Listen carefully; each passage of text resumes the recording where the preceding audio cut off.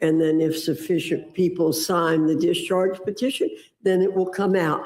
And it's my understanding there is a significant difference in the resolution that we have here and the Massey resolution, and that is this resolution demands disclosure, whereas the Massey resolution does not. So I think we can do both and let that happen. That we want to show that we want this done in a very important way. Well, if we can do both, then why is the Rules Committee standing in the way of allowing? I'm going to have a vote on the Massey counter resolution. Well, why would Republicans of the Rules Committee block us from just bringing it to the floor? We could vote on both. Because they've already started the discharge petition. Well, that doesn't. They've already started it. Yeah, well, that's a nice. Well, that's whatever. That's I don't even want to say what I'm thinking about that answer. But let me just ask. This is a yes or no question. Does the administration have the power to release the Epstein files with appropriate redactions to protect the victims and the survivors? Do they have the authority to do that? I think so with the subpoena. Yes. All right, they do. So, but they're not. And Mr. Comey, this resolution that is before us right now says that you're investigating mismanagement that led to Mr. Epstein's death. Mm-hmm. Who was the president of the United States when Mr. Epstein died in custody? I would assume it would have been Trump. Yeah. And I have another, just one last question. You referred to Ghislaine Maxwell as a terrible individual. And I guess the question is, maybe you can enlighten us, what have you done to investigate why Ms. Maxwell was moved to a minimum security facility? I mean, she's a convicted child predator, sent to prison. She testifies before some people in the administration. She didn't testify. She answers questions that are put forward by somebody in this administration. She basically says the president didn't do anything wrong, and then all of a sudden is moved to a minimum security facility. Are you going to do? Have you done a hearing on that? Are you doing a hearing on that? We've subpoenaed Ms. Maxwell. She sent a letter via her attorneys and said that she requested that we wait for the deposition until after the Supreme Court rules on her appeal. We're hoping that's this month. So as soon as the Supreme Court rules on her appeal, we'll go in and do a formal deposition. So Mr. Garcia will be there. I'll be there if he wants to be there. I'm not. And those questions can be asked. Those are legitimate questions. Well, but I don't think Ms. Maxwell can answer those questions. I mean, I listened to some of her interview and it sounded like there was no cross-examination. I'm just curious why, after she said what she said, was she moved? So it's not about Ms. Maxwell. It's about somebody made the decision to move her, which I don't think was expected. Mr. Garcia? Yeah, I mean, look, let's be really clear. First of all, Democrats on the committee, we did not support moving Ghislaine Maxwell's testimony after the Supreme Court heard her appeal. In fact, that was the decision that the majority made that we did not support. We think that Ms. Maxwell, before she was interviewed by Donald Trump's former personal lawyer, should have been in front of a bipartisan committee in a deposition. And so to be clear, and I think it's safe to say that it's an outrage and shameful that Ghislaine Maxwell was moved to a facility where she is now more comfortable and has more access to folks both on the outside and her ability to move freely, when she has victimized over hundreds and hundreds of women. And I'll add one more thing to that. We've written to the DOJ, the Federal Bureau of Prisons, demanding answers, yet no response from the Attorney General. We have no idea why she was moved and at whose direction was she moved to that facility. But she was moved, and correct me if I'm wrong, by this current administration. Right? Absolutely. I mean, I think I would think that, I mean, this is so outrageous that a big part of the investigation of your oversight committee should be on that as well. And I mean, I hope that you pursue that. But But again, I mean,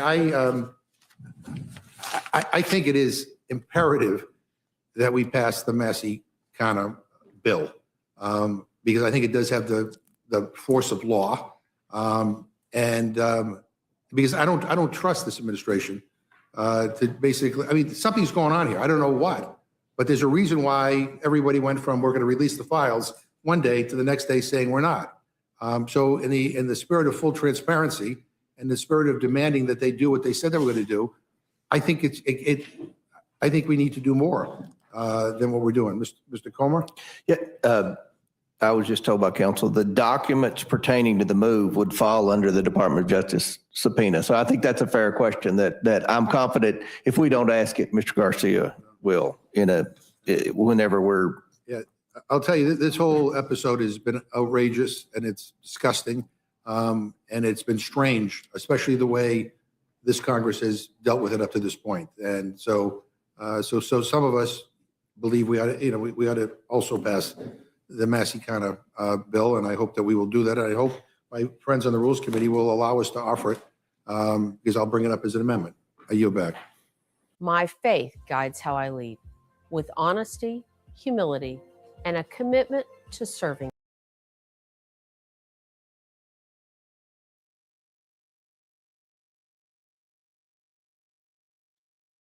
It's crazy right here, y'all. It's crazy.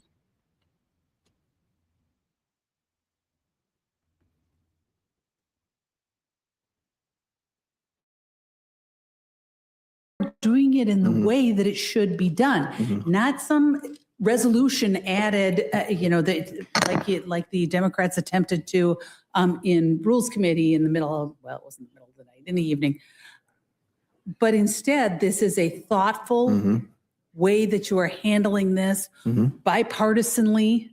I understand, and so I am just really confused about that. And I just want to say that I thank you for doing what you're doing, because we obviously need to figure this out in a respectful manner. So we are protecting those victims who don't want to be publicized. We're doing it in an organized manner so that things happen in a transparent manner. And we are going to, and my understanding is you are going to disclose and publish everything. Everything. And so I don't know if you have anything you want to add to that, but I just wanted to point out how confused I am about this, because this is just grandstanding and political theater. Absolutely. From the other side, because you're doing what you're supposed to be doing.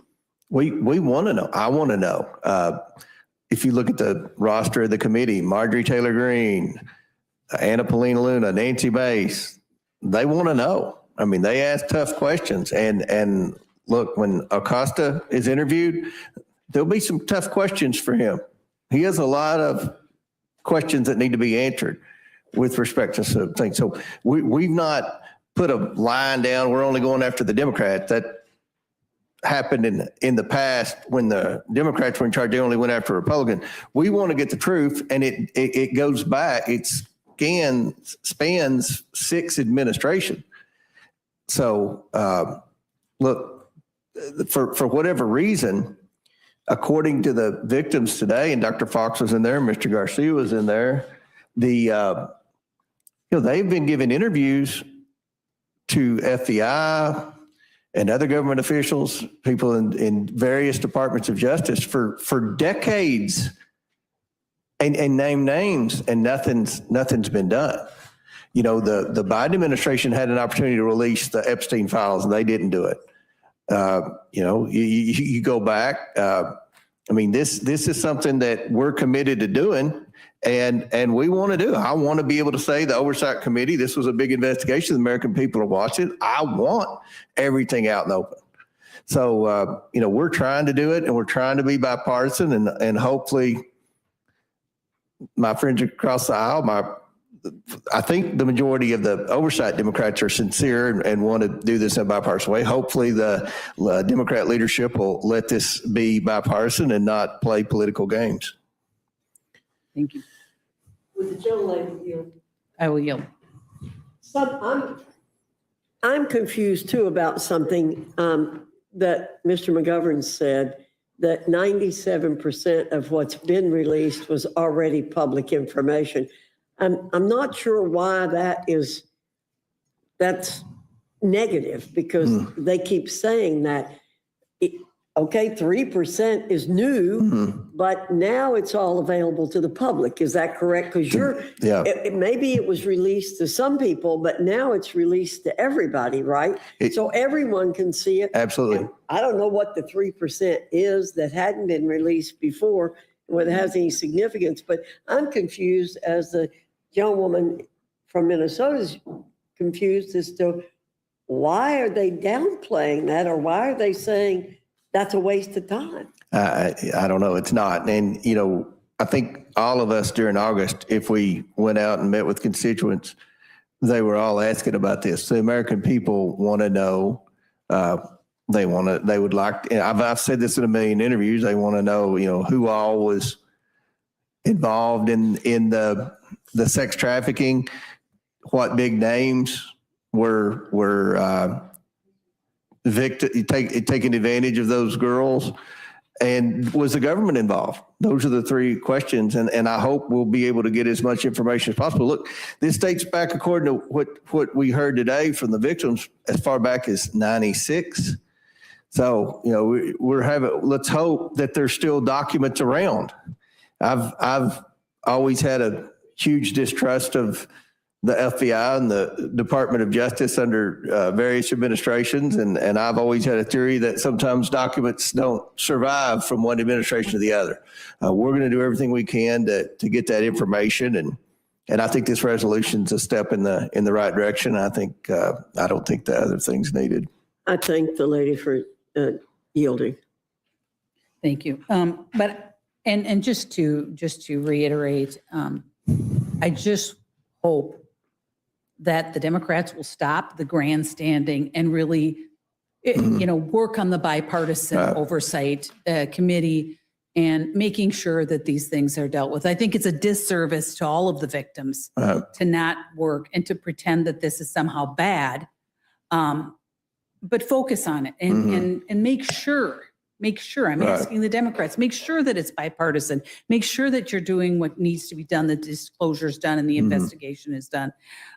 Because this isn't something that should be about political points. This is about something that we should investigate. And so with that, I just hope that they would come with us and help with the Oversight Committee investigation. Thank you. With that, I yield back. Thank you. Ms. Scanlon, you're recognized. And I would yield to Mr. McGovern for a minute. I'm sorry there's so much confusion on the Republican side of the aisle. I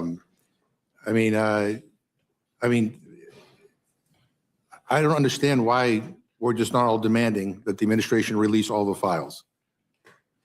And we could do that if we were able to vote on the Massey counter resolution.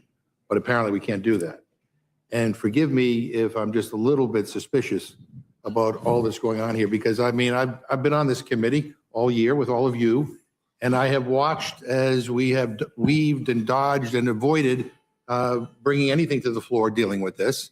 And I've also, we began our August recess early because none of you wanted to take a vote and hold this administration accountable, and you ran out of town.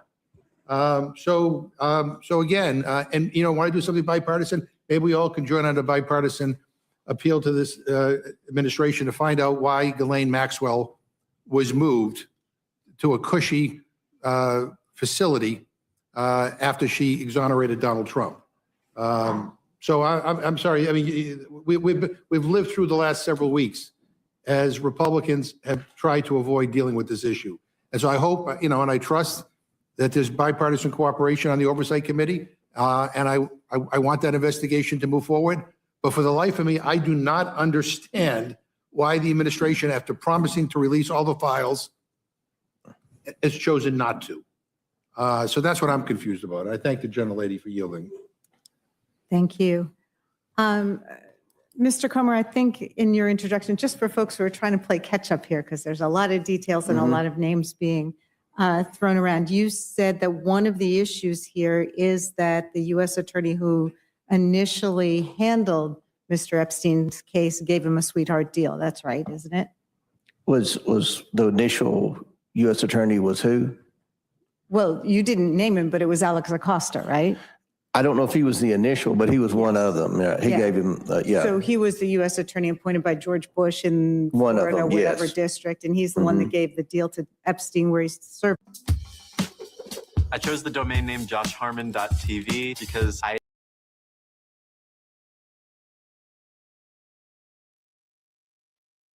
What y'all think about that, man? We're gonna talk about it. Y'all just pay attention. They stonewalling, they lying, they stunting, man, for real. It's crazy.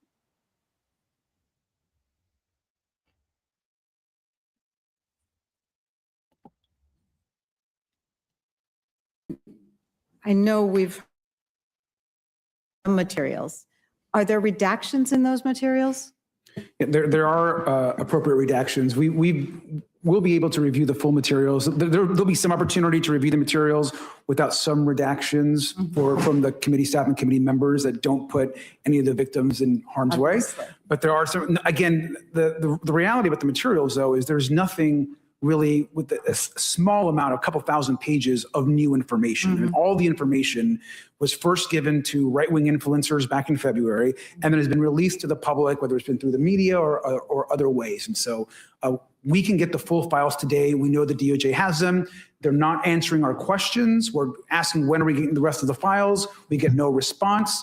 And to clarify one thing, Ms. Gallen, I think it was said earlier by another member of the committee that we're somehow opposing this resolution, or we're not opposing anything. We want full disclosure. If the majority wants to put together a resolution to add to more disclosure, that's fine. But that resolution should in no way supplant the discharge petition or serve as some kind of distraction to not get the full Congress on record to release all the files. Okay.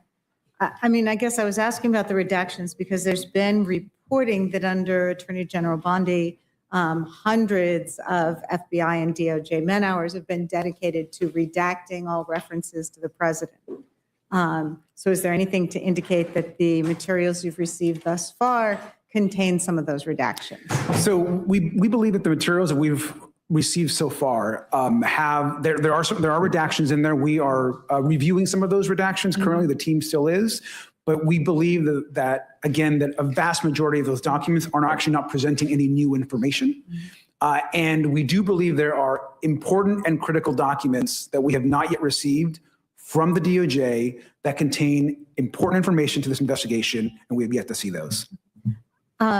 Do you have explanations for the redactions that you have seen thus far? Have those been provided by DOJ? We do have some explanation of some of the redactions, but there are no documents in what we have been presented that are of concern as it relates to redactions. I'm just concerned because that is one of the pieces of the Massey underlying legislation, which is that to the extent the DOJ turned over any materials, it would have to explain any redactions or claims of privilege or whatever. But that's important, certainly in future documents. So Yes. as more documents come forward, ensuring that that is a piece of it is going to be important.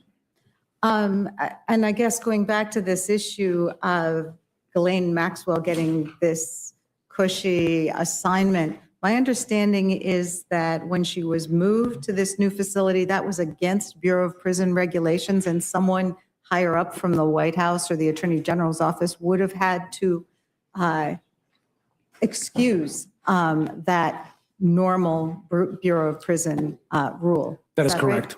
Okay, that's what I thought. Okay, thank you. Anything else you want to add? Just that I think that Republicans should join Democrats on the Oversight Committee and others in demanding answers as to why Ghislaine Maxwell was moved and who gave the orders to move Ghislaine Maxwell. We still don't know that answer. I think that's an important part as well. And pleased to have been able to sign the discharge petition before we came up for this hearing. So thank you. Thank you, Ms. Gallen. Mr. Norman, you're recognized. I thank both of you for coming.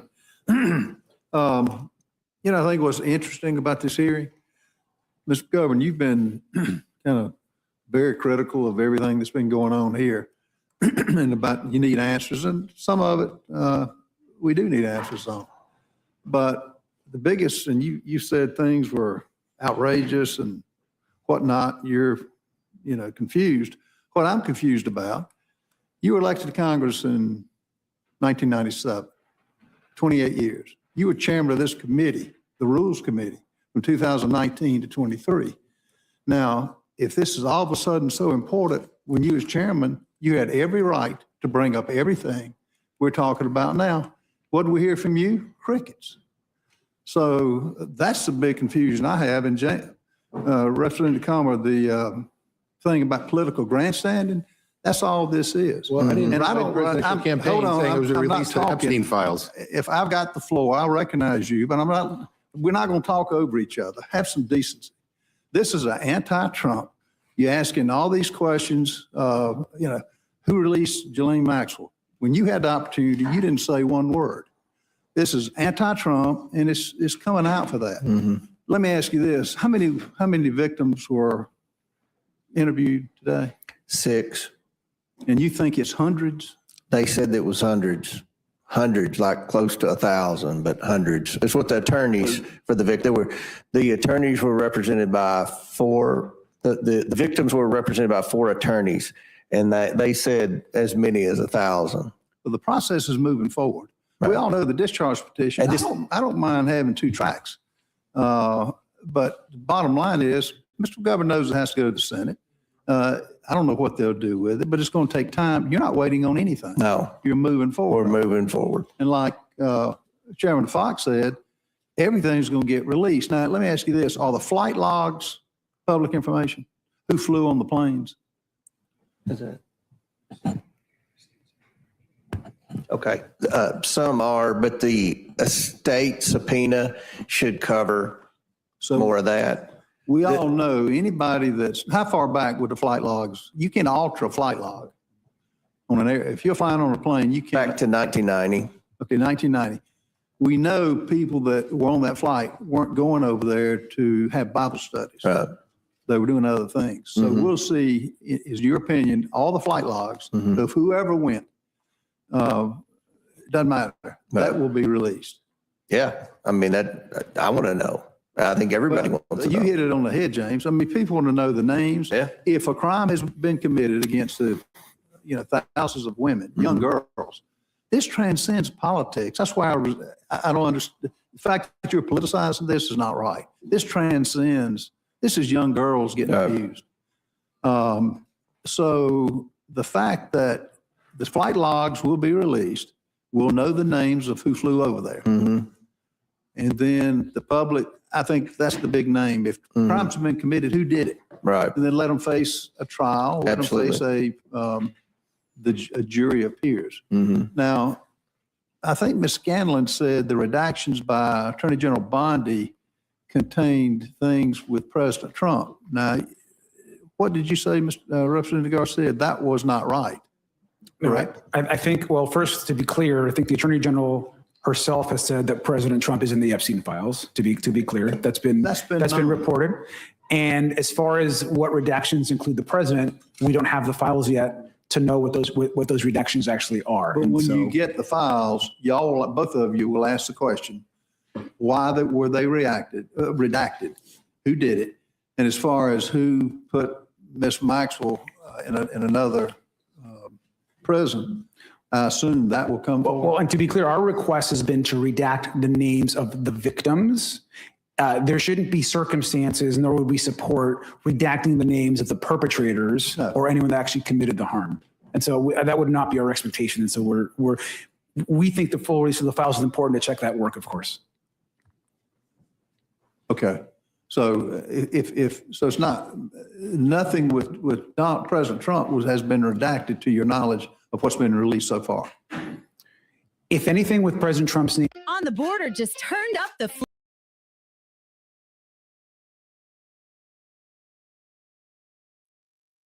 I heard this, man. It's crazy as heck. These boys they stunned, man. They stunned. is running. I mean, he had made this the central issue of one of the central issues of his campaign. Aside from that, though, you had 4 years under the Biden administration. He was chairman of a committee. He could have brought it up day one. He didn't do it. So if all of a sudden the interest And to be honest, I'm glad it's coming out now. There's been a lot transpired with Ghislaine Maxwell, the death of, I don't know, when did Epstein die? 2019, August. 2019. Okay, so a lot's happened over the 20 years of this. Well, thank you for what you're doing. I think that the public needs to know, as they do on most everything. There are a lot of questions of the government involvement in the shooting of President Trump. I mean, that's going to come out at some point, not only Butler, Pennsylvania, but the golf course. So is there anything you want to add to what Mr. Garcia or any? No, I just think that, the subpoena covers everything. I mean, if there are flight logs with the estate, that'll fall under the subpoena. If there are questions about why Maxwell was moved from Florida to Texas, that'll fall under the DOJ subpoena. So we are moving forward, and the Department of Justice has been working with us to turn over those documents. It takes a long time to gather and transfer 34,000 pages, and we're hopeful there's more, and we'll look at that and then post it online as quick as we can. Okay. Mr. Norman, Thank would you I'd like yield that. for a minute? Pardon me? Would you yield for a minute? Oh, yes, ma'am. I'll yield to you. Sure. I just wanted to seek unanimous consent to put in the Newsweek article from August 1st of this year, so just last month, in which it talks about the fact that Trump's name was in the Jeffrey Epstein files and that 1,000 FBI agents were redacting those files to remove his name and others. So it's an August 1st, 2025 Newsweek report. It was also in Bloomberg and several other things, but I know we were on break, so you might have missed it. Without objection. So what she just said, y'all will be able to get into that, won't you? So you'll be able to answer every question. Now, Mr. McGovern, in fairness to you, you want to answer why, when you were chairman of this committee, you didn't bring up anything about Jeffrey Epstein? Yeah, I mean, one is I didn't campaign that I was going to release the Epstein files. No. Donald Trump made it into a big issue, and then we all expected it was going to be released, and then he decided at the last minute to change his mind, called people, said it was a big hoax, said Republicans were stupid, for going along with it, and so those are his words. And by the way, Ghislaine Maxwell just got transferred like a month ago, so I wasn't chairman then.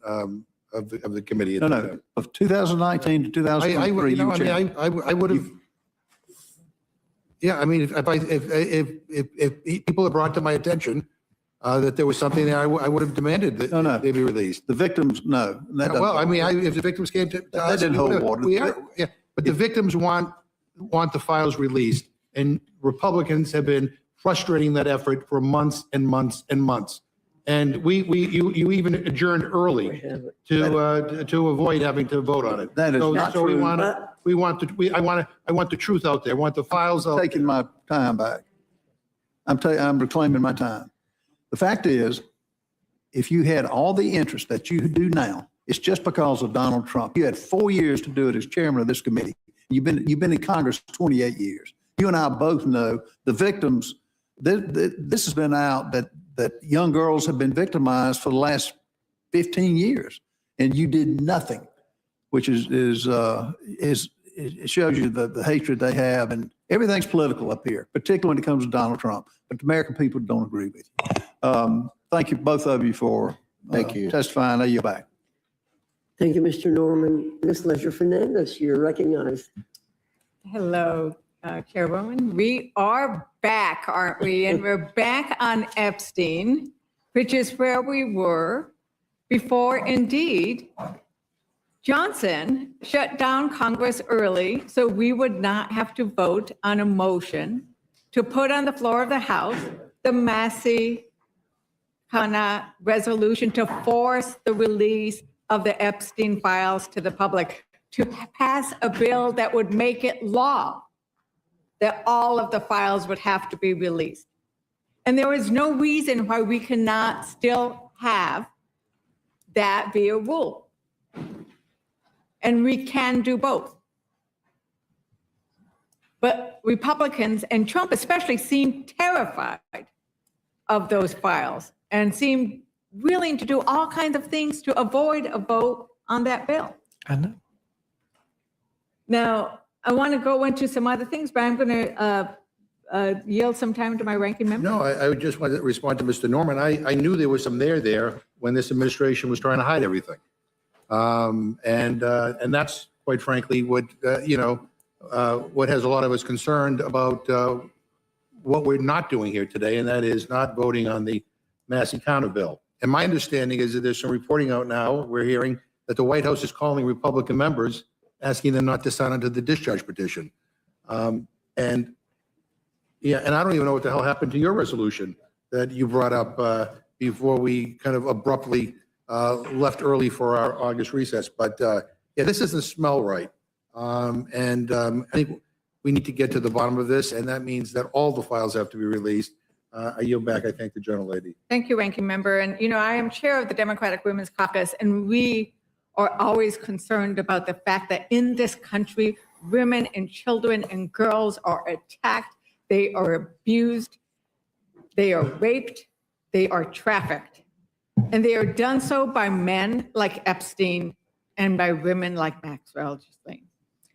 And I think that it is an outrage, as you pointed out, Ranking Member Garcia, that she has now been treated favorably by the Trump administration after saying some things they liked.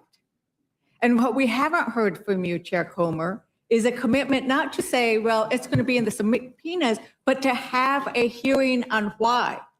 Will you commit to having a hearing to determine why she was moved to a more favorable conditions after that interview? We'll have a hearing to determine the crimes that were committed.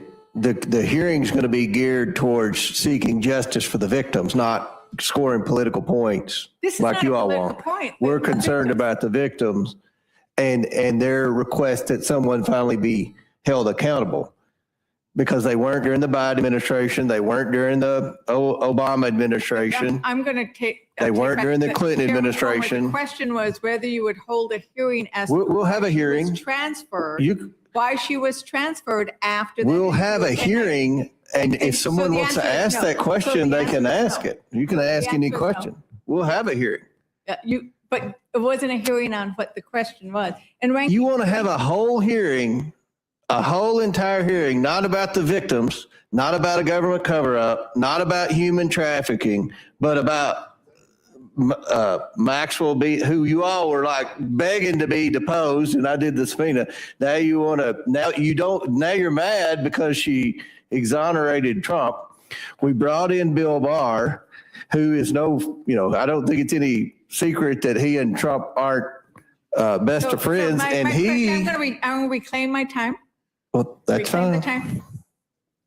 The question wasn't about shouldn't we do all these things, but this is something very specific that indeed, as I understand, the victims raised today, they're outraged that this has happened. And it is indeed a re-traumatization when somebody who has done such horrible things is then treated favorably under these conditions. And I think that's where it's at. And I really want to thank you, Ranking. Riverside helps with the entire process of making.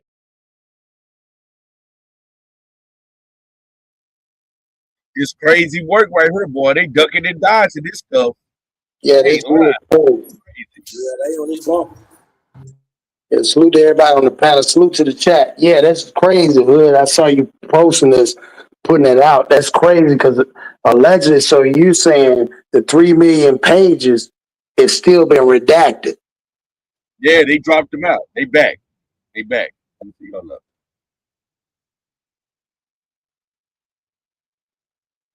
They came back yet. You hear him?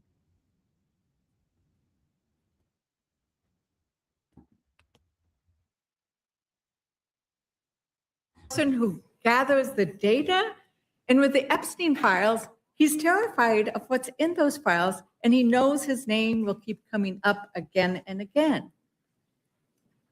And it is tied to the fact that Trump himself, Representative Garcia, you know that he's been accused of sexual misconduct at least 28 times. He's found liable by a jury of his peers for sexual abuse and defamation. So we're not going to be surprised when we find out that his name has been in his files, and we want to see what they are. Is that correct? Absolutely. I think we want to know what Attorney General Bondi told the president as it relates to his name being in the files, and has been widely reported. And I think the American public they have a right to know. Right. And I think that Americans are worried about trusting Republicans on this because now Chairman Comer is saying we're doing all these things. Had they done anything at all before Democrats forced the vote on the subpoena? Had oversight done anything on Well, this I think before? that's a good reminder. I mean, the vote was a forced vote by a subcommittee of Democrats on oversight, where we got not all, but some Republicans to join all Democrats to subpoena the Epstein files. And had Democrats not taken that action, we'd have no subpoena and we'd still be much further back in this investigation. Right. And there were 2 Democrats who voted against that subpoena. Is that correct? All I Democrats. mean, sorry, 2 Republicans, all Democrats. Democrats forced the vote. Oversight had not done anything with regards to this until Democrats forced the vote. And then you had 2 Republicans vote against it nevertheless. Is that correct? Including the subcommittee chairman, I believe. Including the subcommittee chairman. So leaders in the committee voted against the subpoenas. Now they're taking, and so this is why Americans might be worried about whether they're going to be forthcoming. Now, Chairman Comer, this resolution would give you, and only you, the power to decide what information in these documents is redacted or withheld. Is that correct? Well, we're trying to do this in a bipartisan manner. Our staffs are communicating. I think, I hope Mr. Garcia would agree. I think our staffs, he's new to the job, and I think our staffs are working together really well, and hopefully we'll continue to work well. Like I said, I want this to be bipartisan.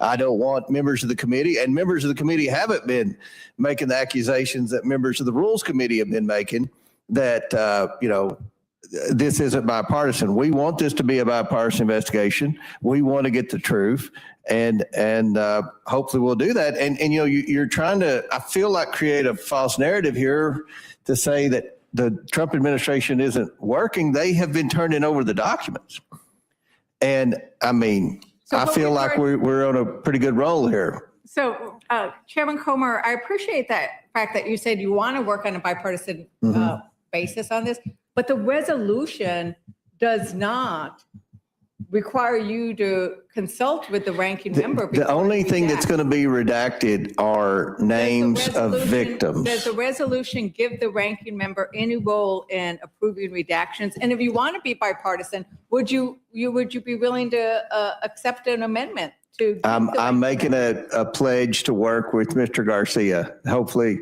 he'll keep Mr. McGovern and Mr. Raskin out of the room, and we can get some good things done in a bipartisan manner. Well, a pledge is a wonderful thing, but an amendment that actually puts it into writing would be great. Would you be willing to accept that amendment? I think the resolution's good, and hopefully we'll vote it out in a bipartisan manner. And if we need to use that as a basis in court to get more documents, we'll do that. Okay, so you're not willing to actually put it in writing that you will, that the ranking member will be consulted before you approve? I guarantee that I'll consult with them a heck of a lot more than Elijah Cummings and Carolyn Maloney consulted with me when they were chairman of the I'm not committee. asking about past, I'm asking about what's this. And this is the problem. And the reason why we're concerned about this is, Chairman Comer, I've read accounts of you describing yourself as a Trump man. As a what? Trump man. I'm a Trump man. You said, Well, I'm a Trump man. I mean, Yes. I So support the president. you support the president, and this is why it would be important to have in writing the bipartisan nature, because we want there to be bipartisanship so that it is not a. I want it too, but So it you is all not aren't making a good case up here, but I'm hopeful that Mr. Garcia is going to see past the behavior of the Democrats on the Rules Committee. Madam Chair, Chairman Comer, I was speaking. And I think that it is important that we have people looking at these docs that are not a Trump man, so that we can make sure that everything gets responded to, because right now we haven't seen it. And that's why we want to make it the law of the land. We want to make sure that all Republicans vote on the Massey Connor resolution so that they can say, we want to make sure it becomes available to everybody without it going through any process of redaction. I think that's the key. Ms. It's good to Ledger. have your investigation, but it's good to have other things too. Ms. Ledger Fernandez, do you want to vote tonight? Would you like to vote tonight? They're going to call the vote at 20 minutes after. And so I don't know if you want to finish before I'm going At 20 to make minutes a after, I think recess. I'll be down before 20. I think I have less than 40 minutes. I'm going to call for a recess in about 3 minutes so that we can go vote. Okay. Okay. I wanted to see if there was anything else that the ranking member wanted to add to this discussion. I think the only thing that I think is important is all Republicans who support transparency and accountability should support the Thomas Massey resolution. I think it's clear. It puts everyone on record. One would actually be a law versus a resolution. And again, we're happy to support any resolution or any effort to support transparency. And I think the same should be said for the other side of the being in that discussion today as well. Thank you, Mr. Como. Mr. Garcia, you're recognized. Thank you, Madam Chair. I just want to begin in a very bipartisan manner. Earlier today, I think both Republicans and Democrats got a chance to hear just horrific stories and to hear these incredible and brave women. Thank you. Earlier today, we heard, of course, these horrific stories from these women who are incredibly brave and the courage that they showed to be here to share stories of sexual abuse, some of them when they were girls, young girls, I think has shaken a lot of us on this committee and reaffirmed our commitment to the truth and transparency. Now, the Oversight Committee, particularly Democrats, are going to continue to investigate the Epstein files and bring justice to the victims of these heinous crimes. After meeting with the survivors, of course, of Epstein and Ghislaine Maxwell, we're once again reminded of the monstrous actions that they took against over 1,000 women and girls. I wanted the word cuppa, as in cup of tea, I thought it would be great to mix with hug. When I saw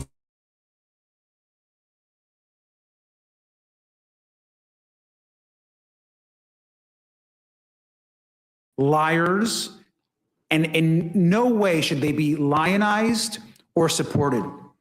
And it is an outrage that Ghislaine Maxwell has been moved to a facility where she is now more comfortable.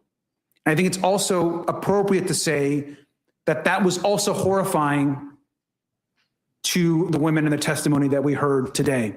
And re-traumatizing the victims because of this move is shameful and should never have happened in this country.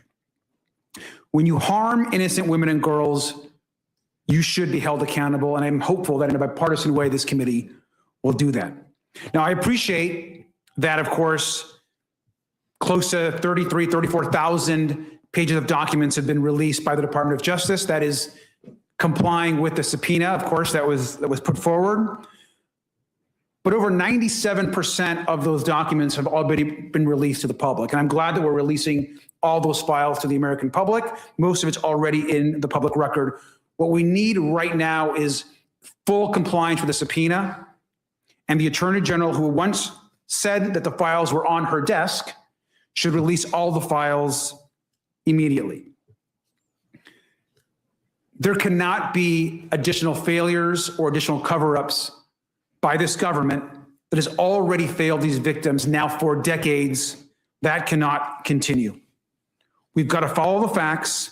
We've got to get all the files out to the public, and we've got to ensure that there's justice for all of the victims and the girls. I also just want to add that Oversight Democrats have supported every single time there's been an opportunity to support transparency. We, of course, forced a vote to release and get the subpoena out. We will continue to take those actions.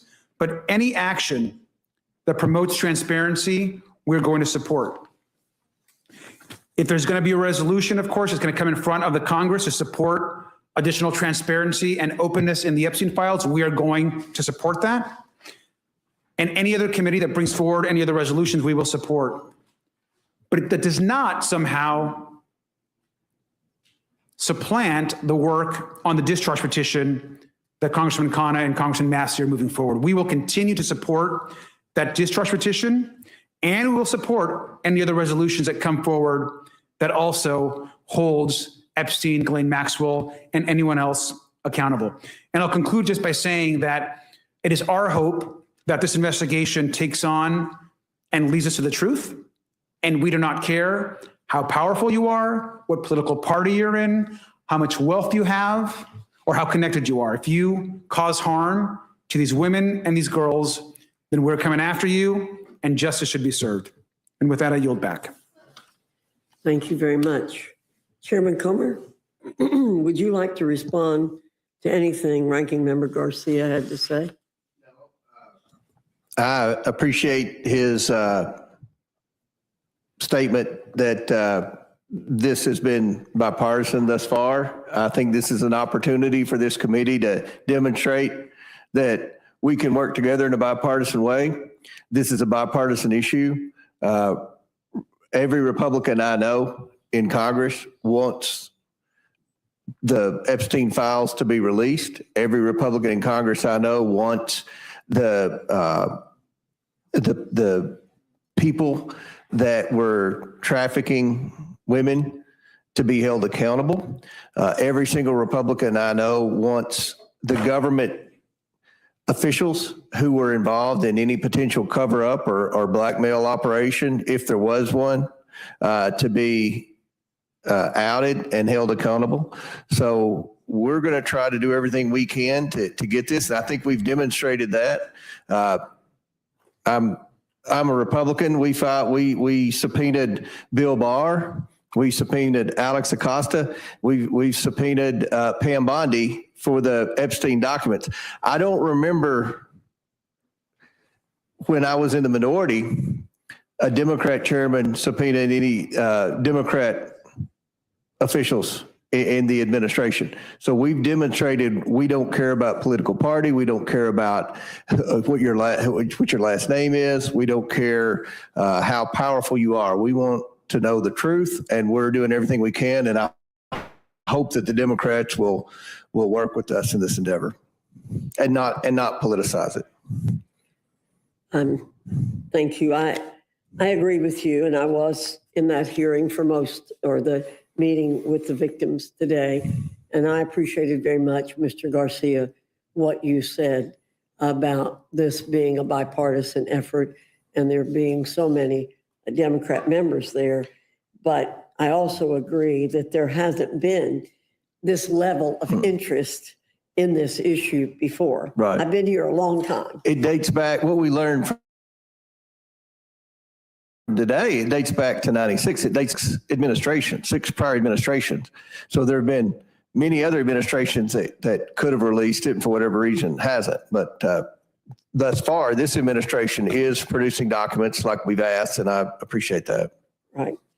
So you've stated a little bit already, the information that you've already received from the Trump administration after the subpoena for the records was executed, and how quickly the committee started receiving the information. Yeah, as soon as the subpoena went out, we heard from the Department of Justice. Their attorneys started communicating with our attorneys, and they started gathering the documents, and I think we got the documents in record time. I can't remember a time when we subpoenaed the Merrick Garland Department of Justice and never got anything from them. So I applaud the Pam Bondi and the Trump administration for working with the committee and for being transparent. And as you just mentioned, there have been times when you have requested information. I can remember I've been here 3 months, and I was on the Oversight Committee on a subcommittee, and we had a bureaucrat come in, and the chairman of the committee said, "I've asked you for 3 years to give us information." And the person just sat there and wouldn't say a word and wouldn't respond in any way. wouldn't you rather have a subpoena in hand Mhm. above everything else, even a law passed by Congress? Absolutely. Which can be challenged in court immediately to get this information? Absolutely. We're doing what that discharge petition wants done. And we're 3 steps ahead of that discharge petition. We've already deposed former Attorney General Bill Barr. We've already subpoenaed the estate, the Epstein estate, for all the documents. And you We've said already subpoenaed. September 8th, the material would come from them? I'm sorry, You said the Epstein estate is going to start producing material? September 8th. September 8th, they're going to produce the documents from the estate. I believe September the 16th or 19th one, Alex Acosta's coming in for a deposition. And I know that during our discussion, Ms. Crockett and Raj Krishnamurti, I believe, asked questions about what we should ask Acosta. So everybody, both sides are going to get equal time to interview Acosta on all of that. And again, the administration has complied with our request, and I think we're getting those documents, and as we speak, they should be being uploaded to a website right now. And it's my understanding that the Massey document, the Massey legislation, only asks only for information from the administration. Is that correct? That's right. It doesn't go beyond the. Save time creating content.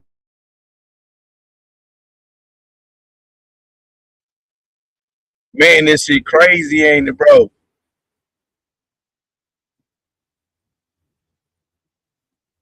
Crazy work.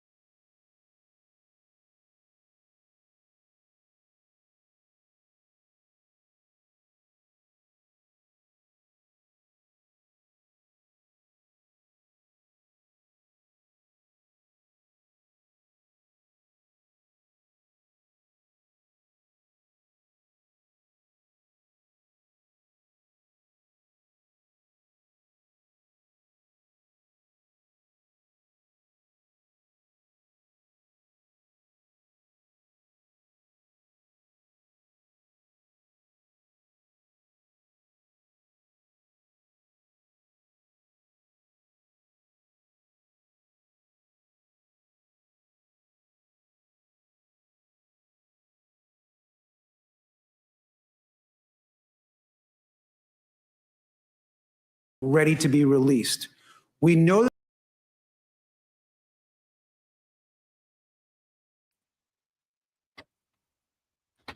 What's up, man? What's up? Y'all heard this crazy madness, man? Let's talk about it. This is how I look at this. This is crazy work. So it's a lot of ducking and dodging and manipulating going on. They don't want the files to come out. And the reason being, we got to be smart and use our common sense. If you don't want something to come out, but you for it, but you never put it out there, that means you're not for it. That means you're against it or you're a part of it. For the most part, we're going to believe that they're a part of it. So this is why they're having this non-quintessential hearing, because they're having talking points, but they have no resolution. They have no solutions. It's just all a back and forth volley for the public to believe that they're really trying to find a soft area to put this out here and not expose anybody, but they're using it under the pretense of like, oh, we're just trying to protect the victims. Yeah, okay, cool. You know what I'm saying? So if that's what you're doing, won't y'all just say that's what we're doing? We don't want to put it out there.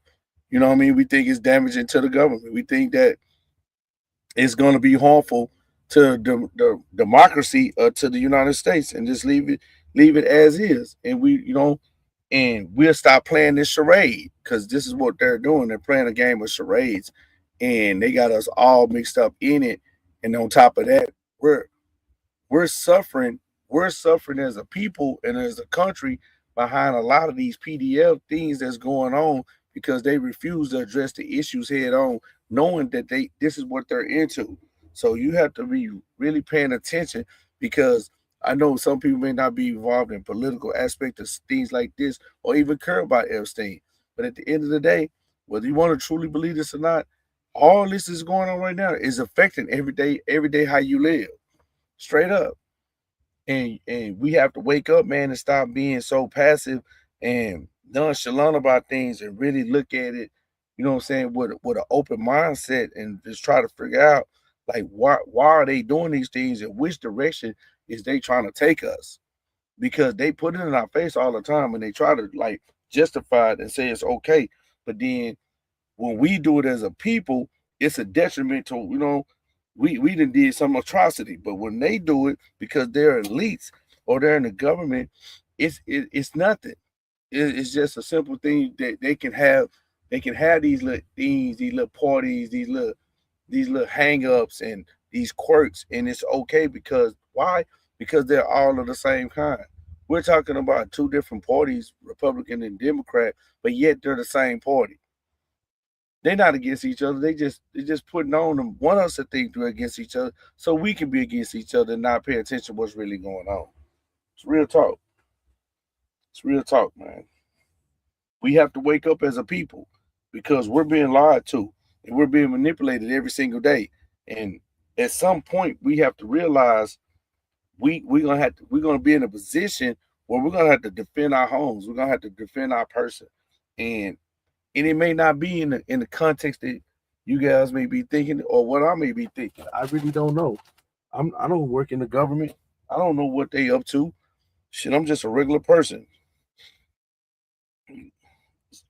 So I don't know, man. Anybody want to chime in or whatever? Tap in the ladder on the board and give your input, man. Because it's a crazy thing, man. Because just think about this, guys.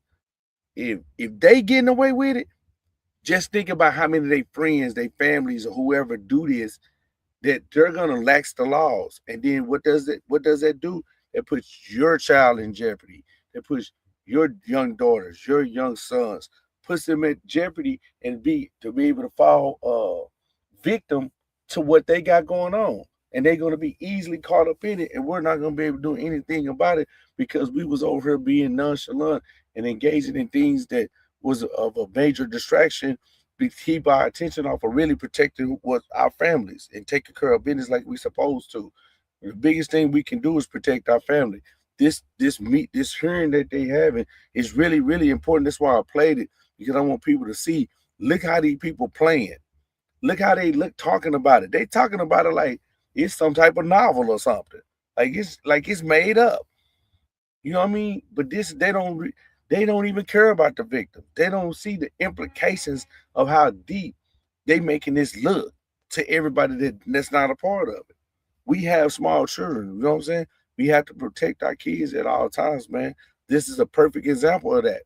We got to wake up and start paying attention to what's going on in the world, or the world, you know what I'm saying, take you by storm, and then you'll be looking up and we'll be crazy. You'll be talking about giving some interview on the news talking about your kid missing, and you don't know what happened to them.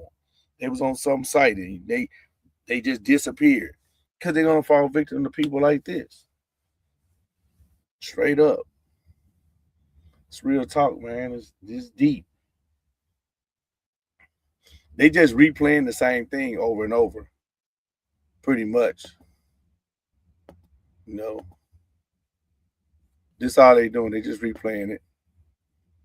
And that is before us right now says that you're investigating mismanagement that led to Mr. Epstein's death. Who was the president of the United States when Mr. Epstein died in custody? I would assume it would have been Trump. Yeah. And I have another, just one last question. You referred to Ghislaine Maxwell as a terrible individual. And I guess the question is, maybe you can enlighten us, what have you done to investigate why Ms. Maxwell was moved to a minimum security facility? I mean, she's a convicted child predator, sent to prison.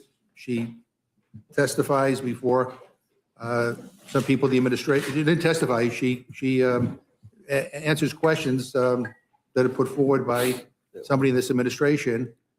She basically says the president didn't do anything wrong, and then all of a sudden is moved to a minimum security facility. Are you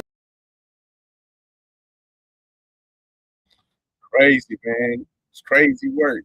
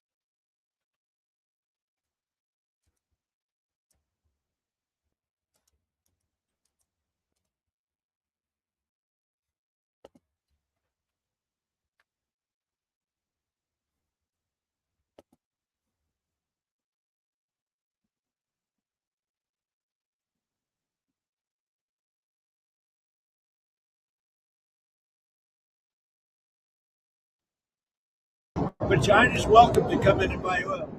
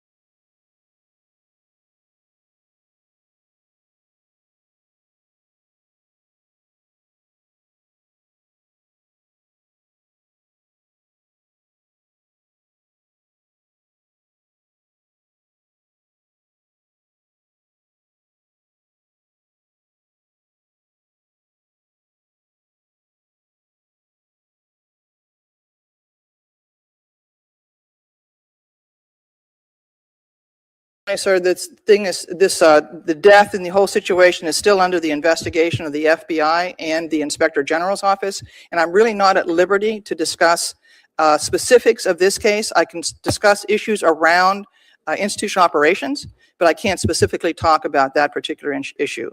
Okay. With a case this high profile, there's got to be either major malfunction of the system or a criminal enterprise at foot to allow this to happen. So are you looking at both? Is the FBI looking at both? If the FBI is involved, then they are looking at criminal enterprise, yes. Do we have people in custody today of this high profile nature? Have we done anything to adjust since Mr. Epstein's death? Sir, we take every inmate's life very seriously in the Bureau of Prisons. A high-profile inmate is no more important or significant in terms of our operations than just the average inmate that comes our When way. I mean high profile, somebody's on a suicide watch. I would like to explain our suicide watch system, if I may. I can't talk specifically about Epstein, but we have different tiers of response if we identify an inmate who appears to be have suicidal thinking. And I came into the Bureau as a psychologist. I worked with lots of suicidal inmates. I was warden in our psychiatric facility in Butner, and I know how difficult it is to always be able to predict who is suicidal and who is not. But once an inmate is identified as potentially suicidal, we have a suicide watch operation that we can place them in. It's a very stark, very difficult setting where everything is stripped from the room except a mattress. They get a coarse gown like to wear that cannot be twisted in any way that they could hang themselves from it. They have one mattress and one blanket, and they are watched constantly. There's nothing else in that room. Mr. Epstein on suicide watch? Yes, he was. However, the average time on suicide watch is only about 24 hours because it is such a stark and actually depressing situation. We then can move them to another tier of observation, which is called psychological observation. Did that happen in this case? I can't speak specifically, but I am sharing this with you so that you understand our procedure, sir. They then can move to another tier, which is psychological observation, where they get their clothes back. They're in a more normalized setting. They are watched and scrutinized every moment of the day, but that is a much more normal environment. Do they have roommates? And once, I'm sorry, sir? Do they have roommates? No, they do not when they're on psychological observation because they're being watched continuously. Did Mr. Epstein have a roommate when he allegedly committed suicide? No, he did not. Okay. They move into psychological observation. Psychologists see them routinely, interview them repeatedly, and once it's determined that the threat of suicide seems to have passed, then that inmate can be returned back to open population. Well, clearly it didn't work here, so we await the report because all the victims of Mr. Epstein have to have their heart ripped out, else they'll never see justice. Dr. Sawyer, can you think of any other incidents in the history of the BOP that have caused as much crisis for public trust for your institution as Epstein's death? I can only speak for since 1976 when I joined the Bureau. I don't know prior to that, but I would say it's probably gotten the most public attention. There are lots of taxpayers and citizens who've never thought about the BOP, and you have lots of good, patriotic, hardworking folks there. I get that. But in terms of a crisis of public trust in general, but also in terms of your workforce, this death happened in the middle of August, early August. It's Thanksgiving, and you're here to testify today, and you say you're not allowed to speak about this incident. I think that's crazy. Can you distinguish among types of investigations, at least for us? Because I'm aware of at least 3 Epstein investigations. You get a whole bunch of women who were raped by this guy. This is a sex trafficking ring in the United States. This guy had evidence. He's got co-conspirators, and there are victims out there who want to know where the evidence has gone. Can you tell us a little bit more about the different investigations? I understand there's at least one that you're directed by Main Justice not to speak about, but there are at least 3 investigations. Can you unpack them, please? There are 2 investigations that are ongoing. One is the FBI's investigation, and the other is the Inspector General's investigation. Both inside BOP, but there's a third one outside, which is why Epstein was in your institution to begin with. Yeah, and that, sir, is completely out of my I get that. daily- There's a lot here where 2 that are- DOJ has failed. There's a lot here that BOP has failed. Let's just be clear so we have a level set for everybody in this room. You're in your job because of this crisis, right? You come here today and you say you can't testify about it, but the reason you're director now is because the last guy got fired, right? Senator, I can't tell you what I don't know. I have received no information from the FBI investigation yet, nor no information from the Inspector General. Once those entities go into one of our facilities, we are forbidden from talking to anybody in the institution. We can send in a team and look at wherever there might have been a security flaw or something, but we are not allowed to talk to anybody in our institutions about anything that happened over the Epstein. With all due respect, you still have an obligation to speak to the girls who were raped by this guy today. You may not have to speak about every particular of the guards that were arrested last night, but the fact that there is an ongoing attempt by the United States government to find out if there's still any evidence about the co-conspirators, you do have an obligation to speak to those girls who were raped today. You may not speak about the specifics of the charges against those 2 guards this morning who were taken into custody, but more broadly, you should be able to unpack have we changed any processes about how cases like this are handled? It's been more than 90 days. And you said, I think your quote was, we treat every inmate the same. We believe in America that every individual has equal dignity, but not every inmate has equal value for future criminal investigations. Jeffrey Epstein was still to testify in a case. Somebody who's already been convicted, who may be on suicide watch, there are lots of good reasons to not want that guy to be able to kill himself. This is different because it isn't just about the individual inmate who might kill themselves. It's about the fact that that bastard wasn't able to testify against his other co-conspirators. So it is wrong as a management matter for you to say we treat everybody the same. We should be treating people who are yet to testify against other felons, against other rapists. They have a lot more priority for your institution, don't they? Senator, pretty much all of our inmates that are in any of our jail facilities are pretrial. They're still yet to testify, to be involved, to share information on other cases. I don't know what evidence you're asking of me. If you're saying, was there any evidence in his room, in his possession at the time? No, that was all confiscated by the FBI. In his brain and in the cameras and in the tapes that the American public well understands appear to not be urgent enough for the Department of Justice. No, it's very urgent for the Department of Justice, and it's all been confiscated by the FBI, and it's all part of their investigation. That's why none of that is shared with the Director of the Bureau of Prisons or anyone in the Bureau until the investigations are completed. Once those are completed, I'd be very happy to come up here and talk with any one of you that want to hear everything about we glean from those investigations. But until I have that information, there's nothing I can tell you. If I don't have the information, I cannot share anything with you. Then how widespread is the problem of sleeping on the job? There are lots of people in the public who think this seems a very convenient excuse. And so tell us, is it a systemic problem? Do we have a lot of people who sleep on the job when they're supposed to be guarding federal inmates? We have a few, sir, and we have been monitoring the cameras that are existing in every one of our institutions to determine how well and how effectively our inmates are, our staff members are doing their rounds and counts in the institutions.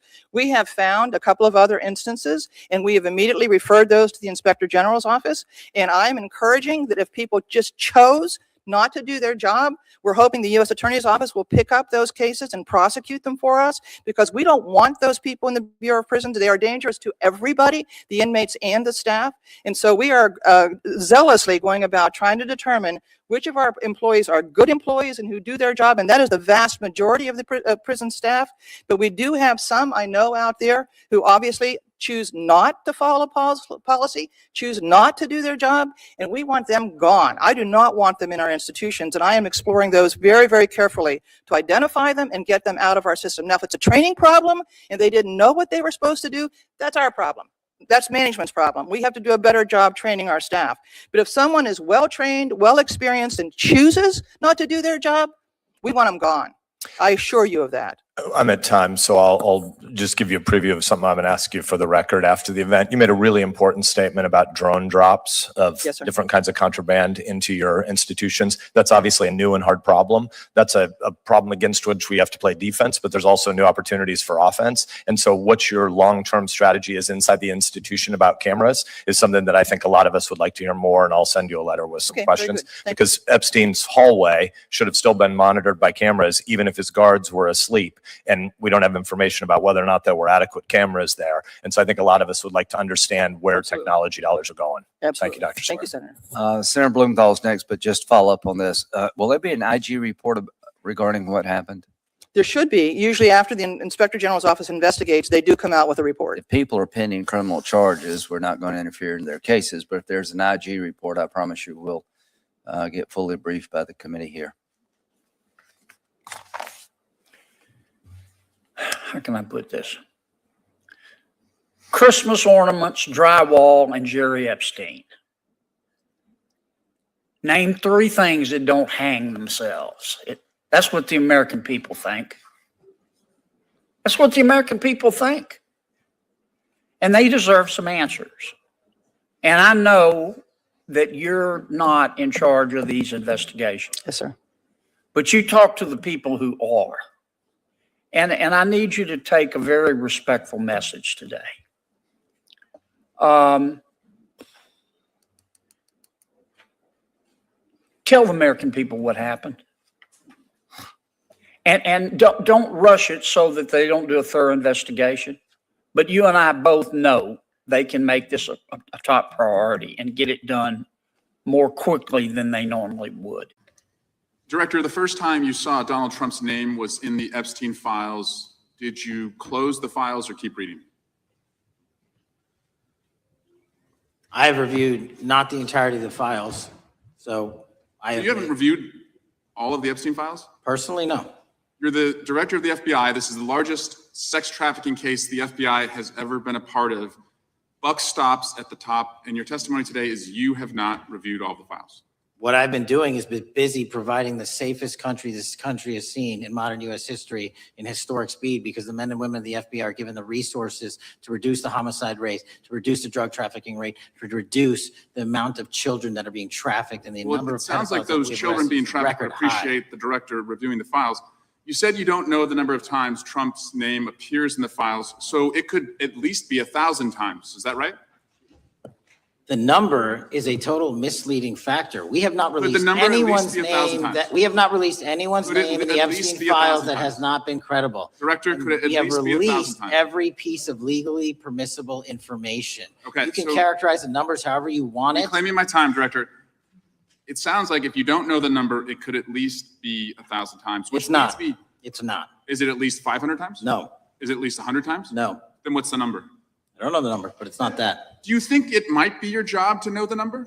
My job is to provide for the safety and security of this country. My job is not to engage in political And that innuendo includes protecting so you can go sexual out to the assault sticks and get your 20-second hit in your fundraising reclaiming my article. time, So Director. keep going, reclaiming your time, because the Director, people of California If are being Trump- if the underserved by president- your if the representation. president is not implicated, why not release everything that involves We him? have released everything, the president and anyone else's side, that is credible and lawfully be able to be released. Your fixation on this matter and baseless accusations that I'm hiding also child Mr. Massey's pedophiles is disgusting. interest. Anyone that says that needs to look at the stats alone and go back to the state of California, who's receiving the biggest surge in FBI resources through my redeployment, because the cities of Los Angeles, San Diego, and San Reclaiming Francisco my time, need it. Director. Remembering your oath to tell the truth, did you ever tell Donald Trump his name is in the files? I have never spoken to President Trump about the Epstein files. Did you ever tell the Attorney General that Donald Trump's name is in the Epstein files? The Attorney General and I have had numerous discussions about the entirety of the Epstein files and the reviews conducted by our team. Did you tell the Attorney General that Donald Trump's name is in the Epstein files? And we have released where President Trump's Did you, name is in it's the a simple attorney's question. file. Did you tell the Attorney General that the president's name is in the Epstein files? During many conversations that the Attorney General and I have had on the matter of Epstein, we have reviewed. The question is painstakingly simple. Who Did you can tell the Attorney General that Donald Trump's name is in the Epstein files? Yes or no? Why don't you try spelling it out? if Yes you're or gonna mock me? no, Director? Use the alphabet. Yes or no? ABC. Did you tell the Attorney General that Donald Trump's name was in the Epstein files? Why don't you try serving your Director, constituency did by you tell the focusing on Attorney reducing General violent that Donald crime in this Trump's name- country and the number of pedophiles that are Director, illegally reclaiming my harbored in time, your Director. sanctuary cities in Director, California? reclaiming I'll my work with time. you on that. Do Regular you wanna order, Mr. work with us Chairman. on that? Director, reclaiming my time. gentleman from California. Did you tell the Attorney General that Donald Trump's name is in the Epstein files? Question has been asked and answered. You've not answered it, and we will take your evasiveness as a consciousness of guilt. Director, did Donald Trump ever say to you, just find and release the entire truth? Don't worry if I'm in it. The instructions from the administration were to release all credible information, and we have done that. Did Donald Trump ever provide information about Jeffrey Epstein as an informant? Donald Trump has not been, and I can only speak for the FBI, an informant of the FBI. So, Director, you've played this cute shell game where you say you can't release everything because the court has said that it legally is not allowed to be released, but the court calls bullshit. Judge Richard Berman said that when you went to the court, quote, information contained in the Epstein grand jury transcripts pales in comparison to Epstein investigation information and materials in the hands of the Department of Justice. So let's move on, Director. You wrote a book called Government Gangsters. You identified 20 individuals in that book. You put me on that list at the top of the list. Thank you. My children find it flattering. 20 of those individuals have been investigated or have had adverse actions. Director, considering that you have identified these people as, quote, government gangsters, will you recuse yourself from making any investigation decisions about these individuals? Anyone that has been terminated at the FBI has been done so No, the because question they failed again. to meet the muster in their Director, constitutional I will obligation. work on the No, no. audio visual capabilities. I'm going to for folks that borrow don't your even hear me. terminology and call I'm reclaiming bullshit my on your time. entire career in I'm Congress. reclaiming my It time, has been Director. a disgrace to the American Director, I'm people. reclaiming my You time. can reclaim your Will you time all you recuse yourself? want. Mr. Chairman, you're going to allow a witness to speak this way? Mr. Chairman, would you give, recuse yourself, Director? the gentleman has no time. Mr. Chairman, would you admonish the witness not to insult members? Gentleman has no time. Mr. Chairman, just Committee will remember. quick point of order. Could the gentleman be extended an additional 20 seconds to complete his thoughts since the witness decided to interrupt him continuously? And the witness will be able to respond if he wants. We'll make sure he Thank you. has time to Okay. do that. My question We'll is, continue. will you, Director, recuse yourself, yes or no, from investigating or making decisions about the 60 individuals, including myself, that you identified as government gangsters? Yes or no? Time of the gentleman has expired. The witness may respond if he would like. And the answer was no, as I heard. Christmas ornaments, drywall, and Jerry Epstein. Name 3 things that don't hang themselves. That's what the American people think. That's what the American people think. And they deserve some answers. And I know that you're not in charge of these investigations. Yes, sir. But you talk to the people who are. And I need you to take a very respectful message today. Tell the American people what happened. And don't rush it so that they don't do a thorough investigation. But you and I both know they can make this a top priority and get it done more quickly than they normally would. As I indicated in my opening statement, I wanted to talk about the death of Mr. Epstein. Do you concur with the opinion that it was a suicide? That was the finding of the coroner, sir. Okay. Do you have any evidence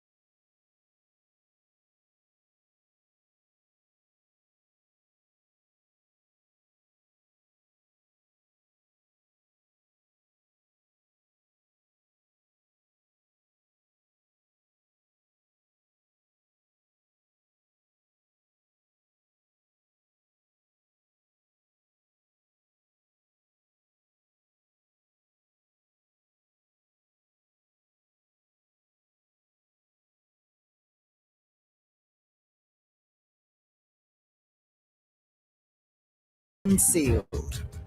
They all contain the names of people associated with Jeffrey Epstein. Prince Andrew and the former president Bill Clinton have been named. More are expected to come out. In the last few weeks, they've linked Epstein to some very famous names and exposed some very sordid details. There are videos that exist. We've been investigating this scandal since Jeffrey Epstein's death in 2019. This is where Jeffrey Epstein served his sentence. That he can still shock is extraordinary. I won't stop fighting. I will never be silenced. As you'll see, this monster's tentacles continue to reach from beyond the grave. Starting a fashion brand should not feel... Man, it's gonna get deep. It's deep, man. I got all the clips, y'all.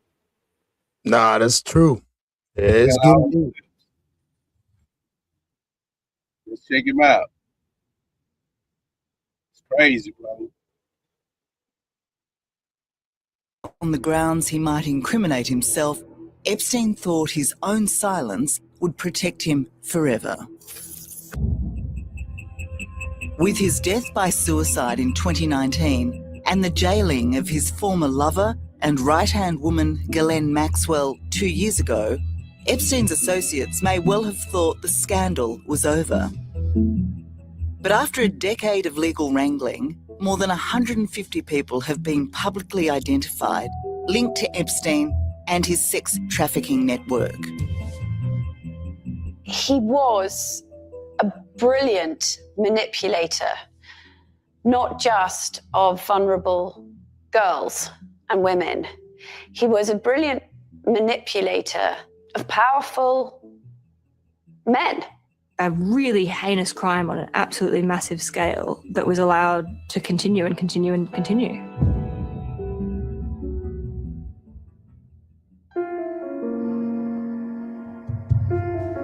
On my own island, I can think the thoughts I want to think. I can do the work I want to do. I'm free to explore as I see fit.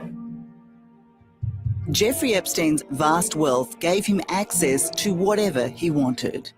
As we now know, the globe-trotting multimillionaire created a network where young women were supplied to him wherever he went. I realize what I am. I'm very comfortable in my own skin. What I'm really free to do is I'm free to follow my own personality.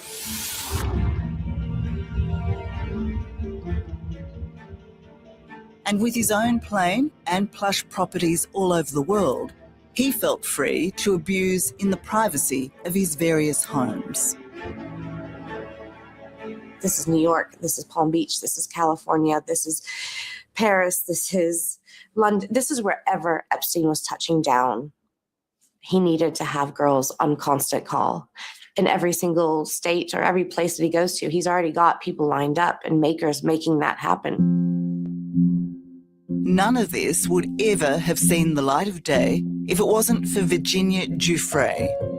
Her allegations of sexual abuse against Epstein, Maxwell, and famously Prince Andrew have fascinated and repulsed the world.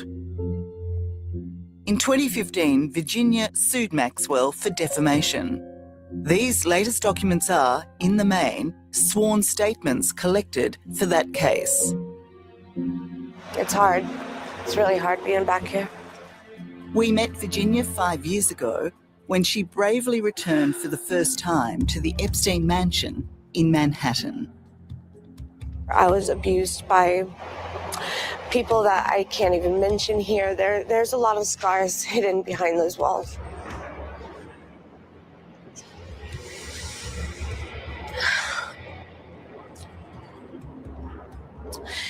It should be ripped down. It should be burned to the ground.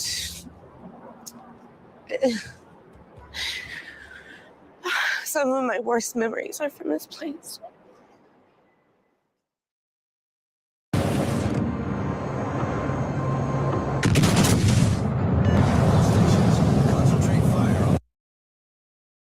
I continue to be shocked by just how awful this story is. The damage that was done to these women is incredibly hard to even express. This has been completely life-altering for them. It's incredibly unfair that this was allowed to happen with impunity for so long. Lucia Osborne Crowley is a journalist and author who has long covered the Epstein case. She believes the significance of the new Epstein files can't be overstated. It's really important that we understand the difference between having these allegations swirl around and seeing that people were willing to swear to them under penalty of perjury. It's an incredibly hard thing to do, and they were all willing to do it and to swear to the truth of it. Lucia also had a front row seat when victims testified against Epstein's co-conspirator Ghislaine Maxwell when she was convicted for sex trafficking in 2022. A lot of what Jeffrey Epstein got away with, he wouldn't have been able to do without her helping to recruit, groom, and entice underage girls. But she wasn't just the organiser, was she? She was also an abuser herself. Yes. So we also heard at trial from multiple victims that she was in the room when the abuse was happening and that she engaged in the abuse herself. But the documents released by the court put the spotlight on the role played by others in Jeffrey Epstein's inner sanctum. The most controversial revelation comes from emails sent by Sarah Ransom, who was abused and trafficked by Epstein. Those emails claim she has seen video recordings made by Epstein of an unnamed friend having sex with Bill Clinton, Prince Andrew, and Richard Branson. All three men vehemently refute the allegation, and in the past, even Sarah has denied the existence of the tapes. But just 2 weeks ago, she stood by her original claim in a Zoom call with Good Morning Britain. It's no secret that everything was recorded. I've also seen recordings in his office. There are videos that exist. The people that know they exist, I'm sure are very frightened of them being released. Fear may also explain the resounding silence from others named in this recent mass release of documents. According to thousands of pages of sworn statements by women abused by Epstein, the men now in the headlines are potential witnesses. They place them at the locations where the abuse commonly took place.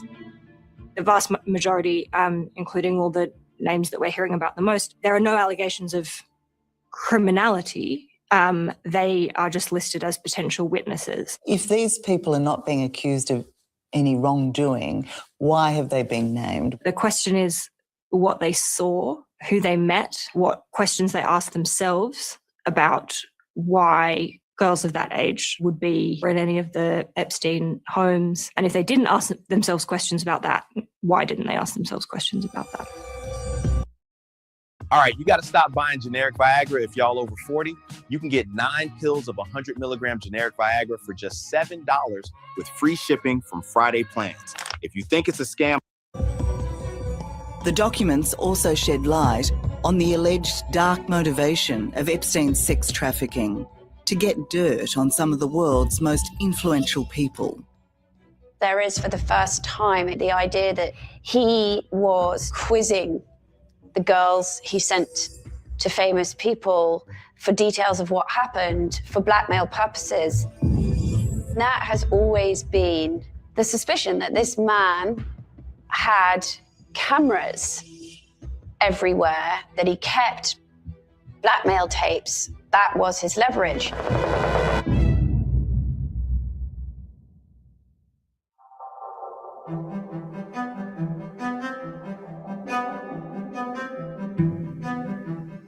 So I heard about Jeffrey Epstein sort of on the social Upper East Side grapevine in New York for a couple of years around the end of the 1990s and early 2000s. You know, he was a figure of mystery in that all people really knew about him was he had kind of out of nowhere known to be unconventional. People thought he was very good looking. And the only thing that people really knew about him, his sort of connector to the outside world was somebody I knew. It was Ghislaine Maxwell. With her link to English socialite Ghislaine Maxwell, Vicky Ward was the ideal journalist to profile Jeffrey Epstein. Her task in 2002 was to investigate the man behind the $500 million fortune. My then boss at Vanity Fair magazine, Graydon Carter, phoned me up and said, you know, I've been hearing about this guy for years. Nobody knows who he is, where he got his money from, what his deal is. And that was how it all began. But what started as a business story quickly turned sinister. He liked to have parties with young women, but given that he was a very wealthy, at the time, you know, good-looking bachelor in his 50s, that didn't seem in itself, on the surface, so peculiar. But then I met this woman, Maria Farmer, and she told me that she had worked for Jeffrey Epstein. No one immediately recognised how significant Maria Farmer would become in the Epstein story. Certainly not the authorities, when in 1996 she was the very first to report Jeffrey Epstein and Ghislaine Maxwell to the FBI. Ghislaine came in to get me one evening. Ghislaine escorts me to Jeffrey's room, and he's lying there, and he goes, well, here, sit down, you know? And so right next to him, and then Ghislaine sits on the other side, and they began assaulting me. But really, while I was lying there the whole time, I'm thinking, my sister's been around these people. My sister was 16. She's been around them alone. Maria's fears were well-based. Her younger sister, Annie, had also been abused by the pedophile pair. And it was the worst thing that's ever happened to me. But in a pattern that would be set in the decades ahead, Maria's complaint of sexual abuse against her and Annie to police was ignored. They just kept it all quiet, put it in the bottom drawer. And they were so dismissive that I just felt daunted and I stopped. For more than 25 years, Maria Farmer has been filling her canvas with the Epstein story, a tale of horror that began in 1995, when, as a gifted student at the New York Academy of Art, she met Jeffrey Epstein and Ghislaine Maxwell. Epstein gave her a job to buy art for his New York mansion.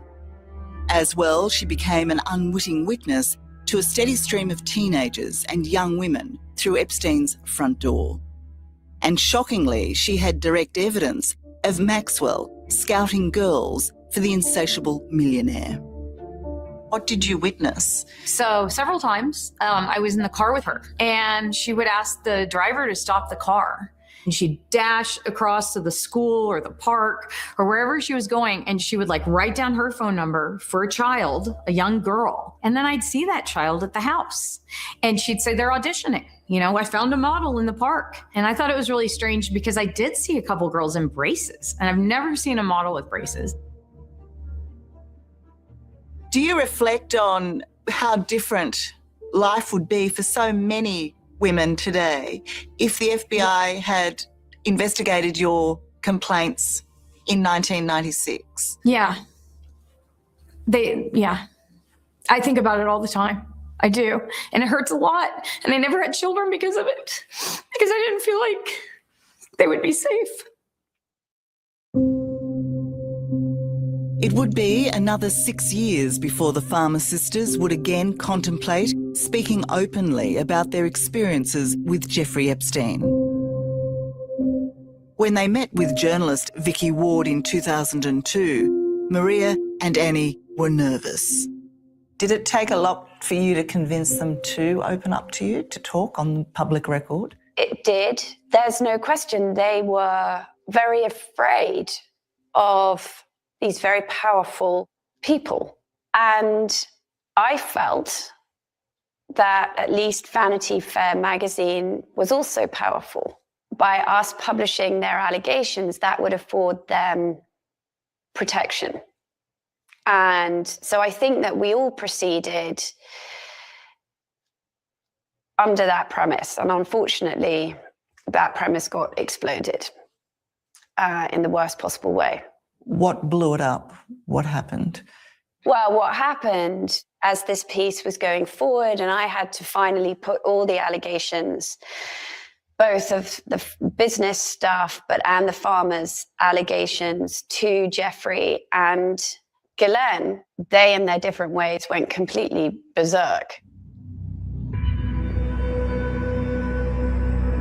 Epstein was instantly menacing, a man prepared to bully and intimidate to save himself. He treated the entire thing as a game, a really dark, twisted game. He even said to me at the beginning, okay, let's play chess. I'll be black, you be white, you get the first move.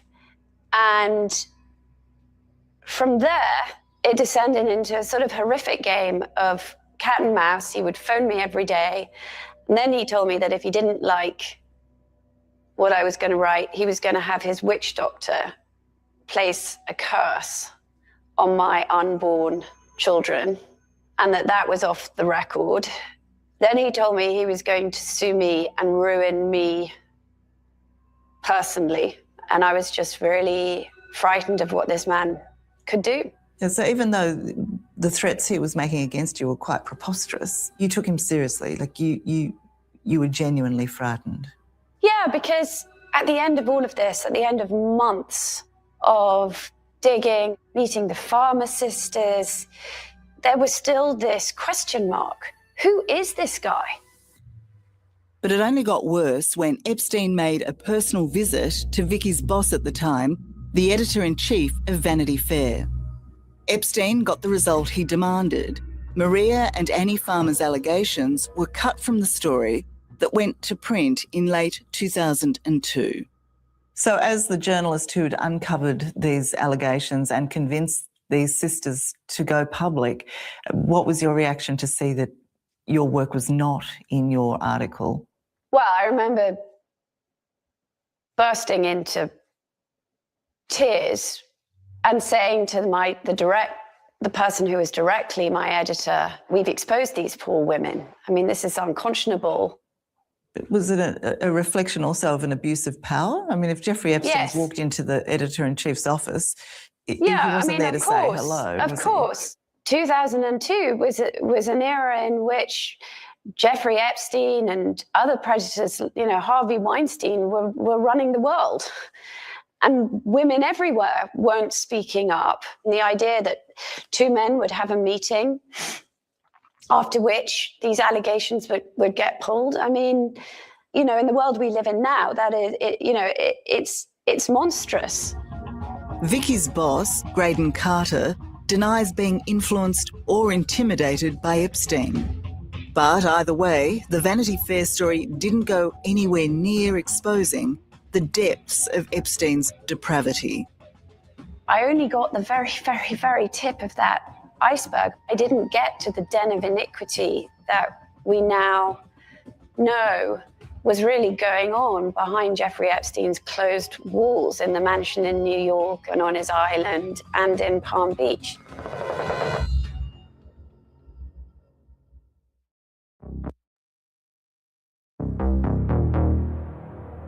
Around that mansion, that's where this part of the sex trafficking ring really kind of came to life. Palm Beach, Florida is home to some of the wealthiest people in America, an exclusive enclave for the rich and powerful, including former President Donald Trump. Jeffrey Epstein's luxurious home here graced the foreshore, its white walls and inscrutable exterior hiding a dark truth. A place where it's estimated more than 100 girls were tricked and abused, their lives changed in an instant. At 14, I was still in middle school. I was straight A student, never even got a B. I played the first chair trumpet. I was the captain of the cheerleading squad. And then after I met Jeffrey, I just completely quit. This is where you were living for a while. Yes, this is where I was living when I met Jeffrey Epstein. Epstein was 48 when a teenage Courtney Wild entered his orbit in 2001. At the time, she was living in this trailer park, one of West Palm Beach's poorest communities. Do you believe that Jeffrey Epstein targeted areas like this? Yeah, definitely targeted, children like myself that were vulnerable to him and his money. And we felt like we were being helped and saved by him when ultimately he was just preying on us. As Courtney told me in 2019, her experience started when she was brought to the millionaire by another 14-year-old to make much-needed cash. The trap had been set. What were you expecting to happen? Why did you think you were coming here? Well, I knew that I was coming here to give a guy a massage and to make $200. I did know that. It was never told to me that I would be molested by this man or anything like that. Inside, Courtney very soon discovered the massage was cover for a terrible, well-rehearsed crime. We were taken upstairs. It was like a circular stairwell that led to a hallway that led to his bedroom, which the massage table was in his bathroom. He asked us to get comfortable, to just, take our clothes off, to be in our bra and panties. Were you abused during that session? And so we would massage him for about 30 minutes. And then whenever he was ready, rolled over and asked the person that brought me to go downstairs and wait. And once that happened, then that's when the sexual abuse happened. Yes. You're 14 and in a completely alien situation, an incomprehensible position. How did you react? I just remember afterwards how I felt walking down the stairs, and I just felt so dirty and so just like a piece of me had been taken. Dirty. I felt it was like my dirty little secret. Virginia Giuffre's experience was eerily similar, except her recruiter was not a fellow teen, but the sophisticated and seemingly trustworthy Ghislaine Maxwell. Virginia was 16 and working at Donald Trump's Mar-a-Lago resort when Maxwell spied her reading a textbook on massage. She just seemed very nice, and she said, I've got a person that I know who's actually looking for a traveling masseuse. And if you want, I can get you an interview with him. If he likes you, we can get you educated. You'll be a real masseuse. And you'll get to travel and see the world. And she made it sound like it was a dream come true. And it wasn't. Within hours, Virginia was at Epstein's Florida mansion, lured there by Maxwell's promise. It ended in a devastating sexual attack. So put it this way, we did the back of him, we did the back of Epstein, and then when he turned over, that's when I was instructed to get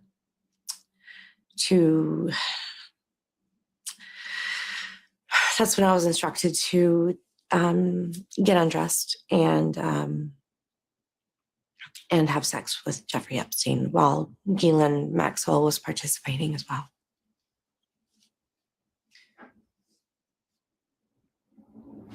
You want to take a moment? I'm okay. I'm okay. So you were abused by both of them in your very first encounter? Yeah, both of them. I was abused by Ghislaine and Epstein. I don't mean to sound sexist in any way, shape, or form, but I expected it from a man, but I didn't expect it from a woman. And yeah, I think that's what hurts the most.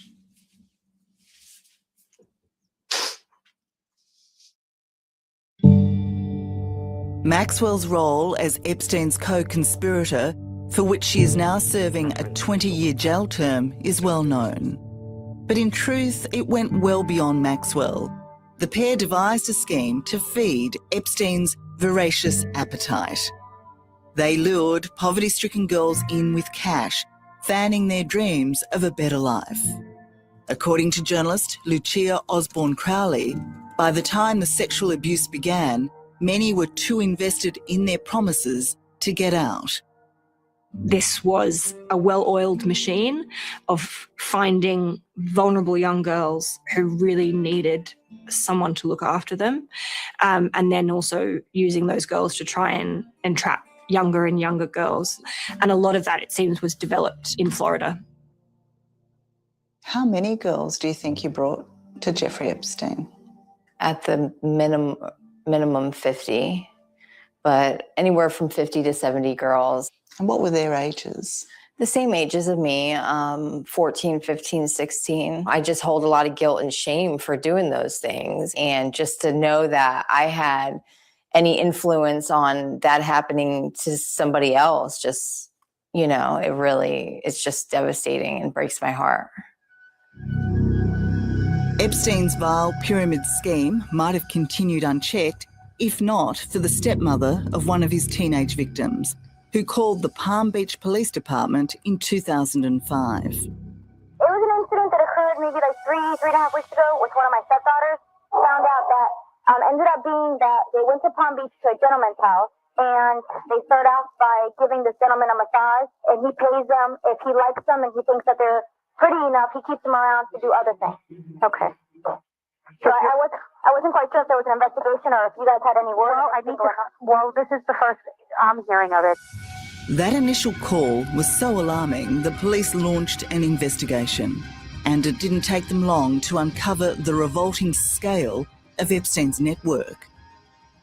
Did Jeff know anybody's real true age, or he didn't care? I don't think he cared. He told me the younger the better. He asked me to take my shirt off, so I took my shirt off. Okay, so were you in bra or were you topless? I ended up being topless, yeah.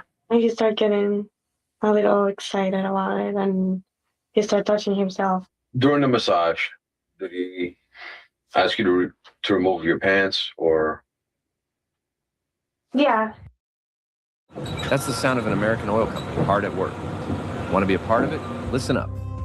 Hello, my name is Adam Ferrari, and I'm the CEO of Phoenix Energy. I look forward to you joining us at our next webinar where you can drill deeper into our bond offering. We currently offer 2 investment opportunities: a private placement bond offering for accredited investors with target annual interest rates between 9 and 13%. Also, we offer a registered bond offering open to both accredited and non-accredited investors with rates ranging from 9 to 12%. Police interviewed a staggering 40 victims whose ages ranged from 13 to 16. Their accounts were shocking enough. But what they found in Epstein's home was a creepy insight into his depraved life. Dozens of nude photos, a steam room, and a massage room with sex toys. Among the damning evidence were phone message pads, clearly showing a trade in young girls, scheduling them for massage appointments, and flight logs listing girls being transported aboard Jeffrey's private plane, dubbed the Lolita Express. I think it's really important to know that it is actually much, much worse than we think. In 2006, much to the relief of police, this predator was finally caught, a wealth of evidence amassed against him. But his own vast wealth and his immense influence saw him escape charges that should have landed him in jail for life. Instead, he served a mere 13 months when prosecutors accepted his guilty plea to the minor charge of soliciting a child for prostitution. But while he was technically an inmate at the Palm Beach County Stockade, he really just slept there. It was essentially a slap on the wrist. He got 12-hour work release from prison every single day. Other journalists have described it as he just basically had to sleep in a crappy motel for, a bit over a year. For many, the most outrageous part of Epstein's plea bargain was a seedy deal he struck with the Attorney General for the Southern District of Florida. It gave Epstein and any alleged co-conspirators, known or unknown, immunity from further prosecution, supposedly forever. Worse still, none of his victims were told about the deal. How do you feel about that? to be sexually abused by a man and have the government know, and then actually, co-conspire with the perpetrator to make sure nothing happens to him is just so, it just sounds unreal. Why do you think the government did that? My personal opinion about that is, money, power, and I think that there was a lot of people involved in this underage minor sex ring that they were running. And I think everybody wanted it to go away. So you believe that there was a conspiracy at play here? Oh, absolutely. It really is a sordid story, everything that happened in Florida, and the fact that authorities did know, did arrest him, did charge him, and he still was able to continue. And according to Virginia Giuffre, the abuse didn't stop with Jeffrey Epstein and Ghislaine Maxwell. She was not just their sexual plaything. She was now part of their international sex trafficking ring, lent out to whomever they liked. I was trafficked to other billionaires. I was trafficked to politicians, professors, even royalty. It was the elite of the world. It was the people who run the world. It was the most powerful people in the world. All right, look, I don't know who needs to hear this, but my man just tried that new 100 milligram generic Viagra for only...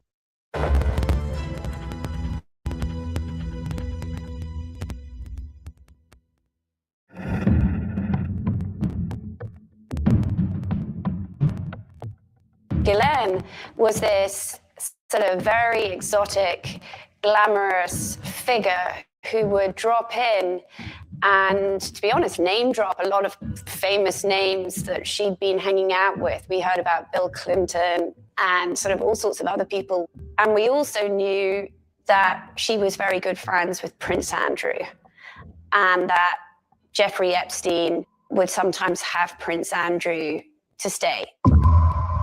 As a British expat in New York, journalist Vicky Ward moved in similar circles to socialite Ghislaine Maxwell, the daughter of disgraced mega-rich media tycoon Robert Maxwell. Following her father's suspicious death aboard his boat in 1991, Ghislaine moved to New York, where she started her relationship with the millionaire Jeffrey Epstein. In 2002, Vicky was assigned to write a profile of the mysterious financier for Vanity Fair magazine. When I began reporting this piece, I actually ran into Ghislaine Maxwell. And I sort of said breezily, "Oh, Ghislaine, yes, I'm writing this story about Jeffrey and the money." And I was really taken aback when she started to cry. I'm like, why is this woman crying? This doesn't seem to make any sense. Well, I didn't know that I was, from her perspective, probably in danger of pulling back the curtain on what was an absolutely horrific criminal sexual enterprise involving both of them. Epstein and Maxwell complemented each other perfectly. He had the money she was used to, she had the contacts he wanted. The most high profile, of course, being Prince Andrew, who is famously accused of abusing the then 17-year-old Virginia Giuffre at Epstein and Maxwell's invitation. We went to Club Tramp and he danced with me and he sweats a lot and he smells funny. And then we get in the car and Ghislaine tells me in the car that I have to do what I do for Jeffrey for Prince Andrew. And that's when I learned what was going to happen. There's a slight problem with the sweating because it was a claim and counterclaim that turned this royal's life upside down. His ill-advised decision to appear on the BBC in 2019 left him, if not sweating, then red-faced. His attempt to convince us he knew nothing of the teenage Virginia fell flat when this photo, taken in 2001 in Maxwell's London apartment, resurfaced. She provided a photo of the two of you together. Yes. How do you explain that? I can't. because I have absolutely no memory of that photograph ever being taken. Your friend suggested that the photo is fake.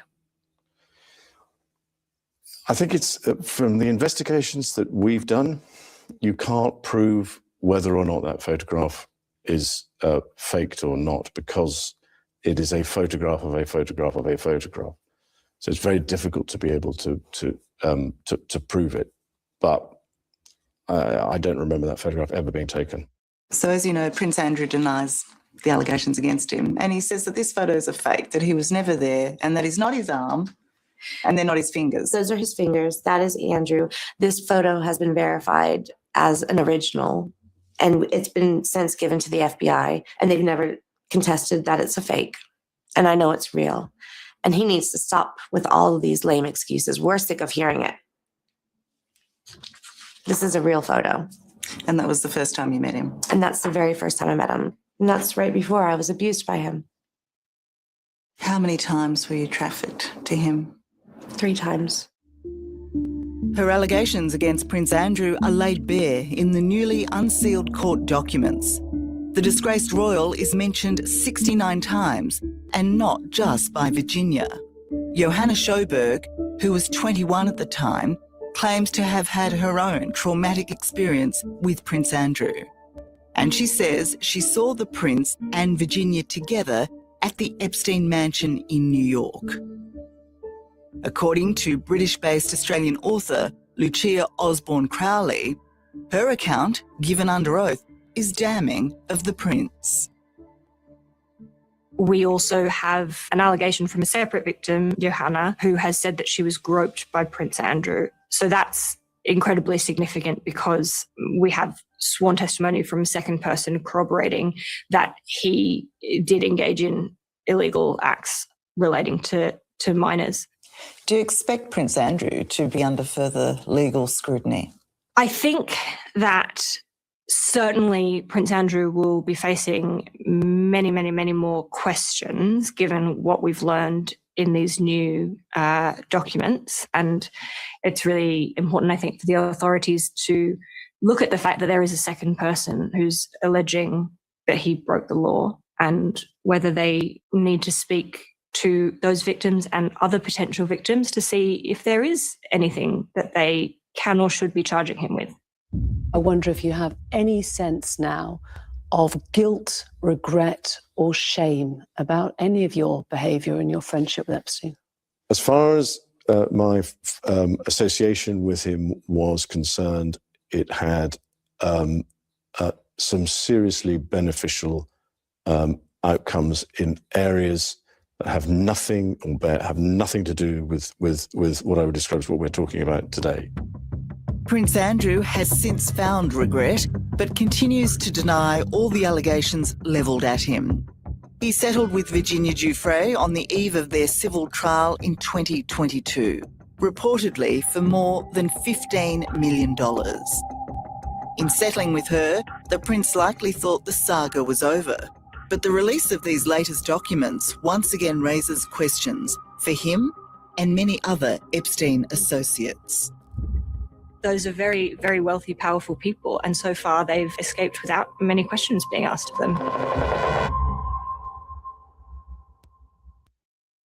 Are you researching dental implants? There's a lot of dental offices that'll talk about doing their teeth in the day process. A lot of times what they mean is they'll do the surgery and give you some sort of teeth the next day, but those teeth are not permanent teeth. They're temporary teeth that you wear while you're healing. In the old way, you would get a set of acrylic or temporary material teeth that get screwed right onto the implants. In reality, you're getting, let's say, a converted denture. These small-to-day teeth that you get too, they're made with dentures. It's basically plastic. It's going to break. Here at Nuvia, we're able to deliver permanent teeth in 24 hours.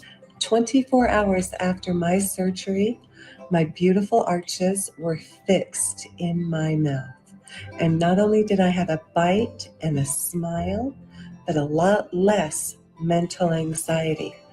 People are always asking me, are those permanent? Are they going to last a lifetime? Well, yeah, they are. 2.5 years later, And then just like the first day I got, I'm just as strong as ever. During the surgery, you're not only going to be treated by your treating surgical doctor, you'll also have a CRNA, a nurse anesthetist there as well. So you'll have two people that have certification in keeping you safe during your procedure so that you make sure that you're safe during the entire process. Nuvia is offering the final permanent teeth. These teeth are basically indestructible. During the 4 to 6 month period right after your implants get placed, osseointegration is happening. So those implants are in the bone and your body is creating new bone that grows into those implants and locking them in. Nuvia has thousands of 5-star reviews and over 50,000 Facebook members for you to connect with. Not to mention their 99.13% success rate to back it up. Nuvia's new way of doing things actually helps the healing process along. The reality of it is, back in the early 2000s, giving you a set of teeth, either the day or day after you have your surgery, that was incredibly controversial. Back in the early 2000s, that was the new way of doing things. 20 years later, there is definitely room for improvement. It's literally the day of surgery. You get the implants placed.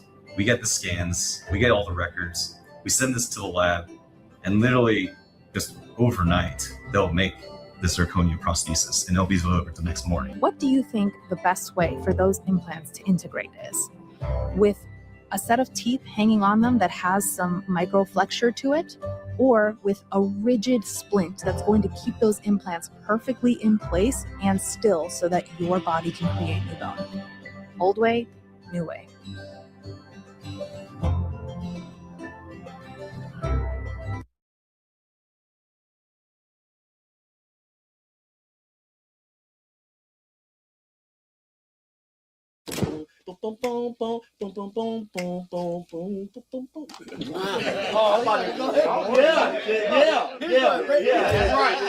That's right.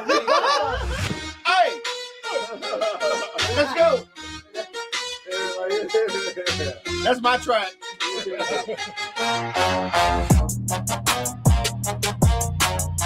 I think what I've seen is people be more excited about it from a professional standpoint, because a lot of times that's the hardest barrier, is like when you're professional, to take a thing that you think is a novelty, that you've seen been a novelty, and apply it, to your work. But when I started really getting addicted to it, I was going, oh man, whatever I need is really right here. Like I could prompt whatever I want. So if I need if I need the band to shout, if I need the choir, if I need a female rock vocalist, if I need a male pop vocalist, or R&B vocalist, or Afrobeat vocalist, I started being like, wow. And so all of my demos I started to make after I write my songs, they would come out like the song should sound. And that's when I was like, okay, this is dope. It even brought out the soul of it more, because it started with me asking it to do that, right? So it's like anything else. It's going to exaggerate whatever you ask for. It's going to try to make it better than what you asked for. It's not taking away, it's adding to. Like, if you can play, still play. If you want to go take classical piano, take it. If you want to, be an opera singer, be an opera singer. So it's not ever going to take away from anything. It's just giving you opportunities of ways to do things better, which is the same thing that Pro Tools did, which is the same thing Logic did. The beauty of Suno 2 is that the creation is so vast, it rarely does the same thing twice. So that's how it's like you almost can't stop it. So you even said earlier how you'll take a voice and then you'll do it again and it's close. Close does not mean the same. So now you got two different situations. So if he do a song called Love You, I do a song called Love You, but because it'll never do it the same, right? We just got two songs that says I love you. You know what I'm saying? They don't sit in here and look at us make records. Nobody cares. Perfect example. Just listen to a song. If they like it, they like it. They don't. If they like Boom Boom Power from the Black Eyed Peas, they like it. Even if the Black Eyed Peas wasn't real, they wouldn't care. They just like the song. So it's really, again, about just people figuring out the business. Nothing makes sense at all. I wasn't ready to say goodbye. Didn't know a moment could fade so fast. One of the first times I've listened to this record and not just started crying, you know what I'm saying? It's very special to me. Lost in Time was basically about the loss of my son back in January. It was just a tough time for me, and my boy Dallas Austin made me get out of the house and said, you need to come and spend some time around people who love you. You know what I'm saying? Because I went into a really dark place. It's funny how it happened because he introduced Suno to me at that time. I wasn't really familiar with it. I seen a couple of things, but the stuff I was seeing didn't interest me at first, you know. But then once he showed me the capabilities of it, man, it just really touched my heart. I said, you know what? Let me see what can happen if I put this in Suno. I got about 20 different versions of it, but I kept going back to this version. I would get this tingle every time I would hear this version of it. That's really how Lost in Time came about. I think it's where exactly it needs to be, and I don't want it, you know what I'm saying, to change. I want it to stay just like that. So it's coming out. It's going to be released. You know what I'm saying? It's going to be released, and Suno helped me do it.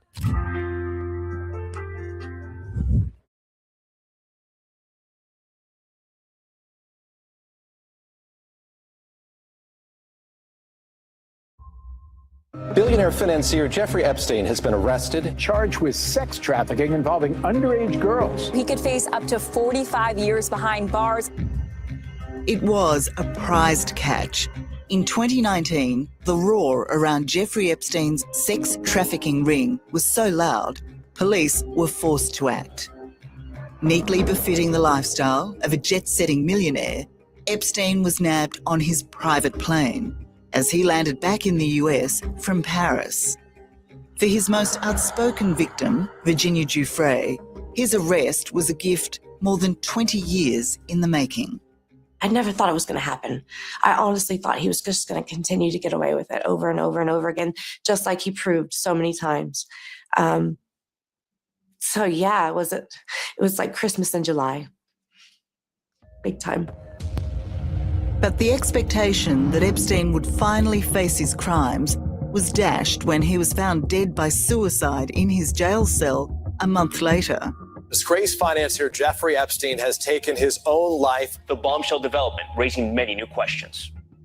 With Epstein dead, the charges against him were dismissed, denying justice to his many victims.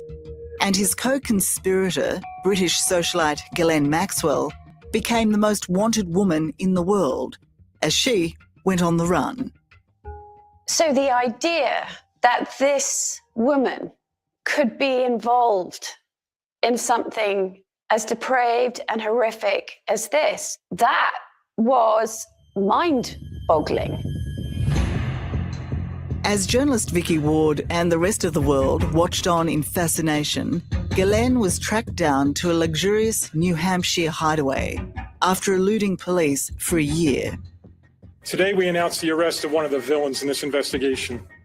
This day to me has been like one of the best days of my life. I have not stopped smiling and crying happy tears. And I'm just, I'm elated to know that she's where she belongs. Immediately upon Maxwell's arrest, Virginia spoke for all the victims of the sex trafficking ring. She ruined so many lives. She belongs in jail. You want to hurt kids? That's where you go.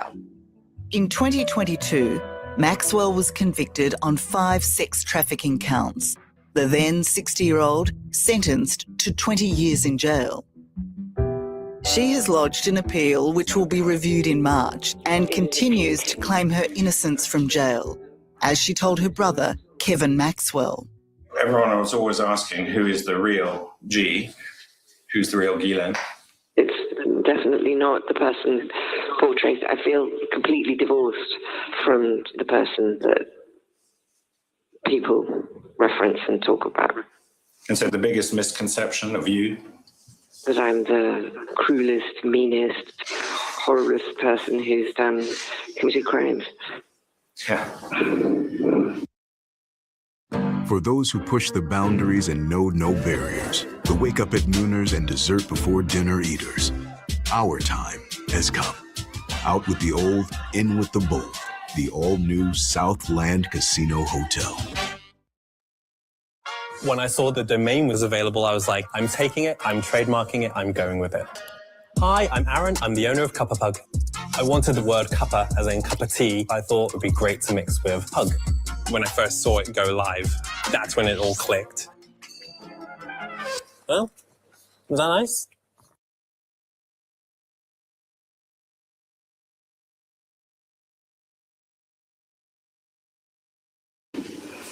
And I mean, I literally haven't seen any details that are accurate. Lucia Osborne Crowley was one of the few journalists granted access to the court to report on Maxwell's trial. It was surprising that even at her own federal sex trafficking trial, she didn't appear to have a lot of humility and still was incredibly confident. And I certainly got the sense that she did not expect to be convicted. And certainly no remorse. Certainly no remorse. She basically said that she was sorry for the damage that Jeffrey Epstein had caused them. And that's all she said. With Maxwell behind bars and Epstein dead, this case appeared to be resolved. But the recent release of these court documents shows how little we still know. There are so many names that we are left with question marks about. What was his appeal? Why did some of the most powerful men in the world flock to him? What was Bill Gates doing around Jeffrey Epstein? I'd love to hear from Bill Clinton what he saw in Jeffrey Epstein. That would be great to know. In all, more than 150 names have been linked to the disgraced millionaire. But apart from some denials of any wrongdoing, the silence from those identified has been deafening. We've got evidence of sworn testimony where people are naming very, very powerful people who would have been in a position potentially to do something about what was going on here. And instead we had a sex trafficking ring that went on for at least 2 decades, possibly 3, with almost complete impunity. And so that's the point that I think we really all need to hold on to about scale here, is that not the splashiness of these names, but just how many there are, just how many people there are that victims pointed to say, this person can corroborate my story, this person can be a witness, this person met me on the island, this person saw me. And those are very, very wealthy, powerful people. And so far they've escaped without many questions being asked of them. We'd have to assume that they're just running from this as far and as fast as they can. Yes, well, I've been quite surprised at the silence over the last couple of weeks, if I'm completely honest. I would have thought that at least some of these people would have felt an obligation to do some explaining. At the very least, association with Jeffrey Epstein raises questions of judgment, right? Nobody looks good for having hung out with Jeffrey Epstein now knowing everything that we know. Whether or not they should be held accountable as to whether or not there was any criminal activity. And obviously we just don't know. One has to hope that because we now know so much more, that there is so much public scrutiny on this, that the wheels of justice will turn in a way that they definitely didn't for a very long time. The legacy of Jeffrey Epstein and Ghislaine Maxwell is to expose a darkness too awful to imagine. But as difficult as it is to comprehend, it would seem there's even more to be revealed. Certainly from what I know, that there are more people who aren't even on this list that either knew or potentially participated in what was going on around Jeffrey Epstein. Do you expect that others will be charged, that others will face prosecution? I very much hope so. I think it's really important to know it is actually much, much worse than we think, and that we're comfortable accepting.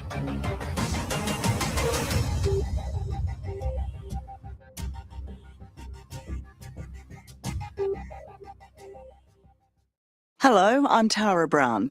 Thanks for watching 60 Minutes Australia. Subscribe to our channel now for brand new stories and exclusive clips every week. And don't miss out on our extra minutes segments and full episodes of 60 Minutes on 9now.com.au and the 9Now app.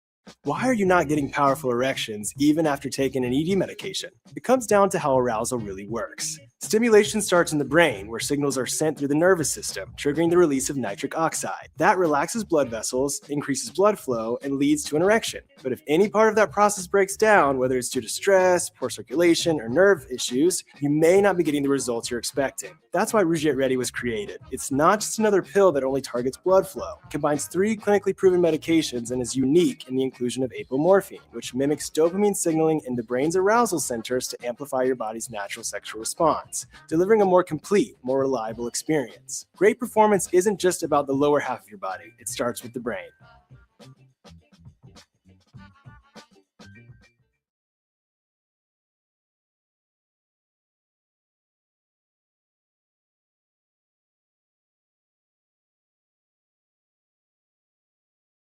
The Jeffrey Epstein story and saga has taken on a life of its own, and there are still so many unanswered questions surrounding all of it. Spend a few minutes on the internet, and you'll see exactly what I'm talking about, although you probably already have, and you probably have a ton of questions. And there's more information that is coming out little by little. We're starting to learn, and even though Jeffrey Epstein is no longer with us, he died in prison. He may, did he commit suicide? I think that's what they said, right? He committed suicide? All right, we'll go with that. In the meantime, this summer, his friend, his confidant, Ghislaine Maxwell, was arrested, and she's got a case that's pending. But there's also a lawsuit that's pending involving a woman named Virginia Giuffre. And in that lawsuit, some information came out and some documents. And there's a lot more that we are learning. Let's begin with Ted Rollins telling us about what happened with the Giuffre lawsuit and what we're learning from that end. Orgies, sex slaves, and high-powered names like Prince Andrew are all part of 2,000 pages of now unsealed documents in the case against Ghislaine Maxwell. Most of the documents are from a 2015 since-settled lawsuit filed by Virginia Giuffre, alleging that Maxwell and Jeffrey Epstein abused and trafficked Giuffre while she was underage. My whole life revolved around just pleasing these men and keeping Ghislaine and Jeffrey happy, Giuffre says in a 2016 deposition. Their whole entire lives revolved around sex.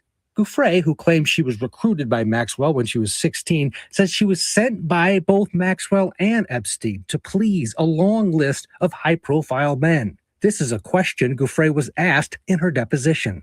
Other than Glenn Dubin, Stephen Kaufman, Prince Andrew, Jean-Luc Brunel, Bill Richardson, another prince, the large hotel chain owner, and Marvin Minsky, is there anyone else that Ghislaine Maxwell directed you to have sex with? I am definitely sure there is, Giuffre replies, but can I remember everyone's name? Each of the men mentioned have denied any wrongdoing. Also mentioned in the deposition, former President Bill Clinton, who Giuffre claims she saw on Epstein's private island. I remember asking Jeffrey, what's Bill Clinton doing here, kind of thing, and he laughed it off and said, well, he owes me a favor. A spokesperson for former President Clinton released a statement saying, in part, President Clinton has never been to the island. The mention of favors seems to bolster speculation that Epstein may have been essentially blackmailing the rich and famous. The unsealed documents also contain allegations from Jane Doe 3, who claims she was forced into sex with Prince Andrew, instructed to not only give the prince whatever he demanded, but also, she says, to go back to Epstein and to, quote, report back to him on the details of the sexual abuse. There's one school of thought that he wasn't as wealthy as people thought, and that he made his money through blackmail. So he had people come out to the island, had them sleep with young women, and then had dirt on them. And perhaps exercised his blackmail, not directly, but indirectly, invest with me and I'll manage your money. There hasn't been a lot of hard proof of that, but that's certainly one of the elements. Also in the unsealed documents, emails between Epstein and Maxwell from 2015. It's significant because Maxwell's lawyer told a judge they hadn't connected in more than a decade. In one email full of misspellings, Epstein tells Maxwell to ignore public allegations against her, saying, quote, you have done nothing wrong, and I would urge you to start acting like it. Go outside, head high, not as an escaping convict. Go to parties, deal with it. And tonight, brand new documents have been made available. The deposition of Ghislaine Maxwell, the deposition she didn't want anyone to see. They tried very hard to block it, but finally it's been unsealed. Let's bring in Court TV special contributor Ashley Banfield, who is with us. Ashley, I want to go through a few parts of this deposition, get your reaction to it. First one I want to take a look at here. Again, this is the deposition. Question: did you train Virginia, speaking about Virginia Giuffre, right, on how to recruit other girls to perform sexual massages? Mr. Pagliuca. Objection to the Foreman Foundation. Answer: no, and it's absurd. And her entire story is one giant tissue of lies. And furthermore, she herself has, if she says that, you have to ask her about what she did. Oy, I mean, where do I begin? So what I find really weird about so much of the 465 pages, I think there were, is how often Ghislaine Maxwell continued to call Virginia Giuffre a liar, because Virginia was suing her for calling her a liar. I mean, it's a defamation suit, right? You're defaming me. Don't call me a liar. You're defaming me. And she comes into the deposition and keeps saying, you're a liar. Everything's a lie. Tissues of lies, lies, lies, lies. So she's obviously dug in and continues to believe there's absolutely no consequence to her continuing to call Virginia Giuffre a liar. But what was amazing about it, Vinny, is the number of times that Ghislaine Maxwell was obstructionist in this deposition.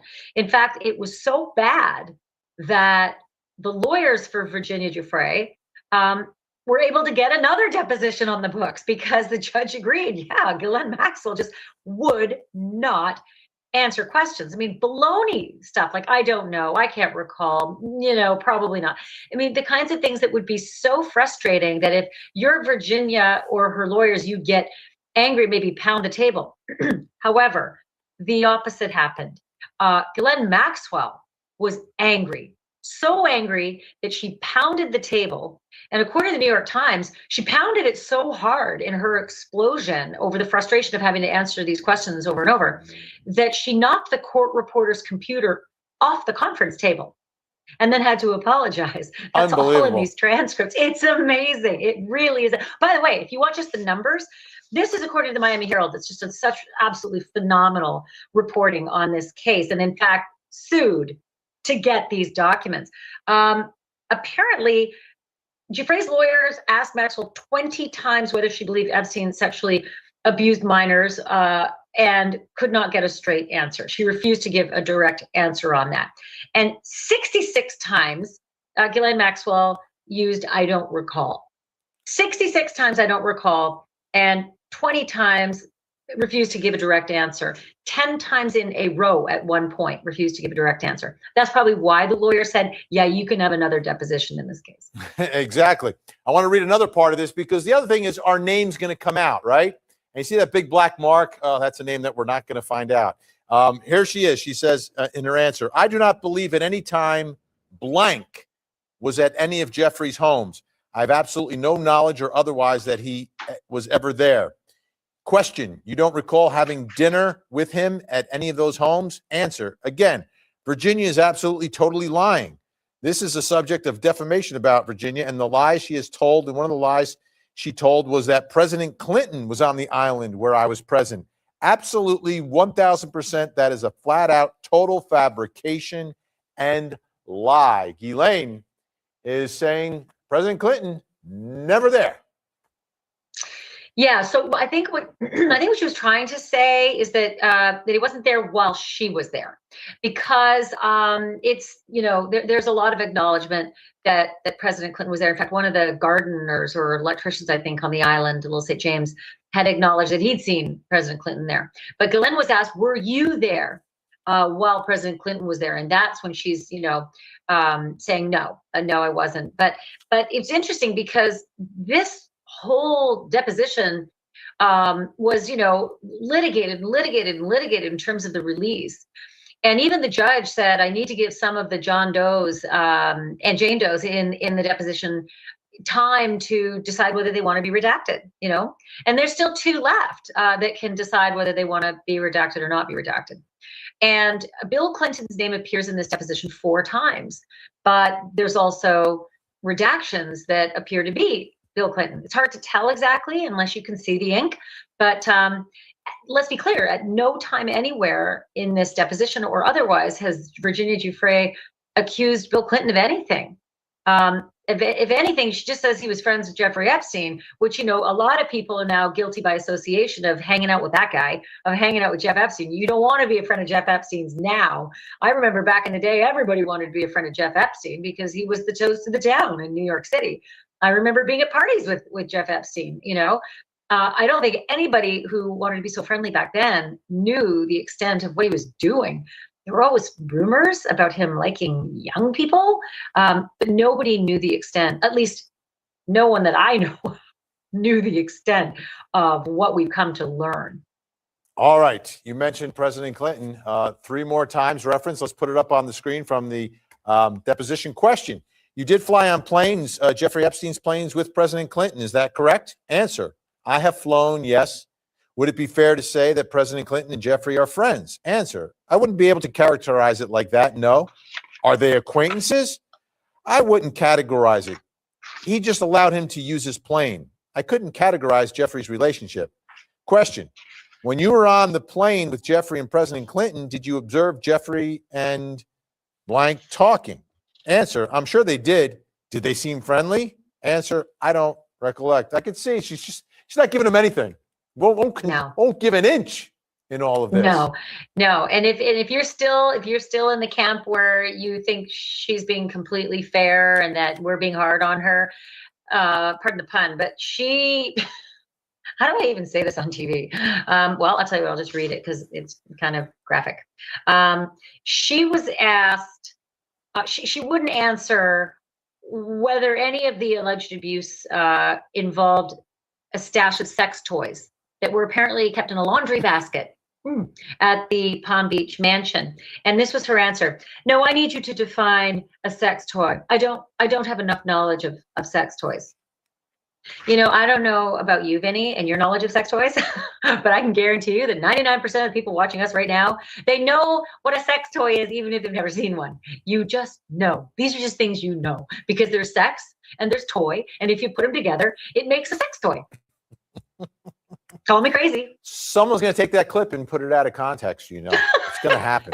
I think I just became a TikTok. Are there any other names that came out in all of these pages other than President Clinton? So this is what we really were expecting, you know, would happen, and it didn't. In fact, I'm not sure if the President Clinton mentions were accidentally forgotten or missed in the redactions.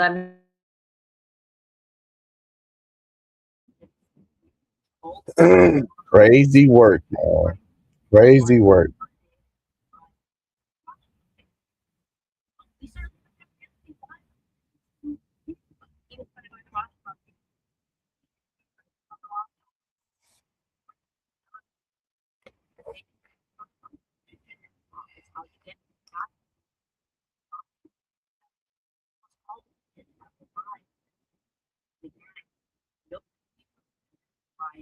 Moroccan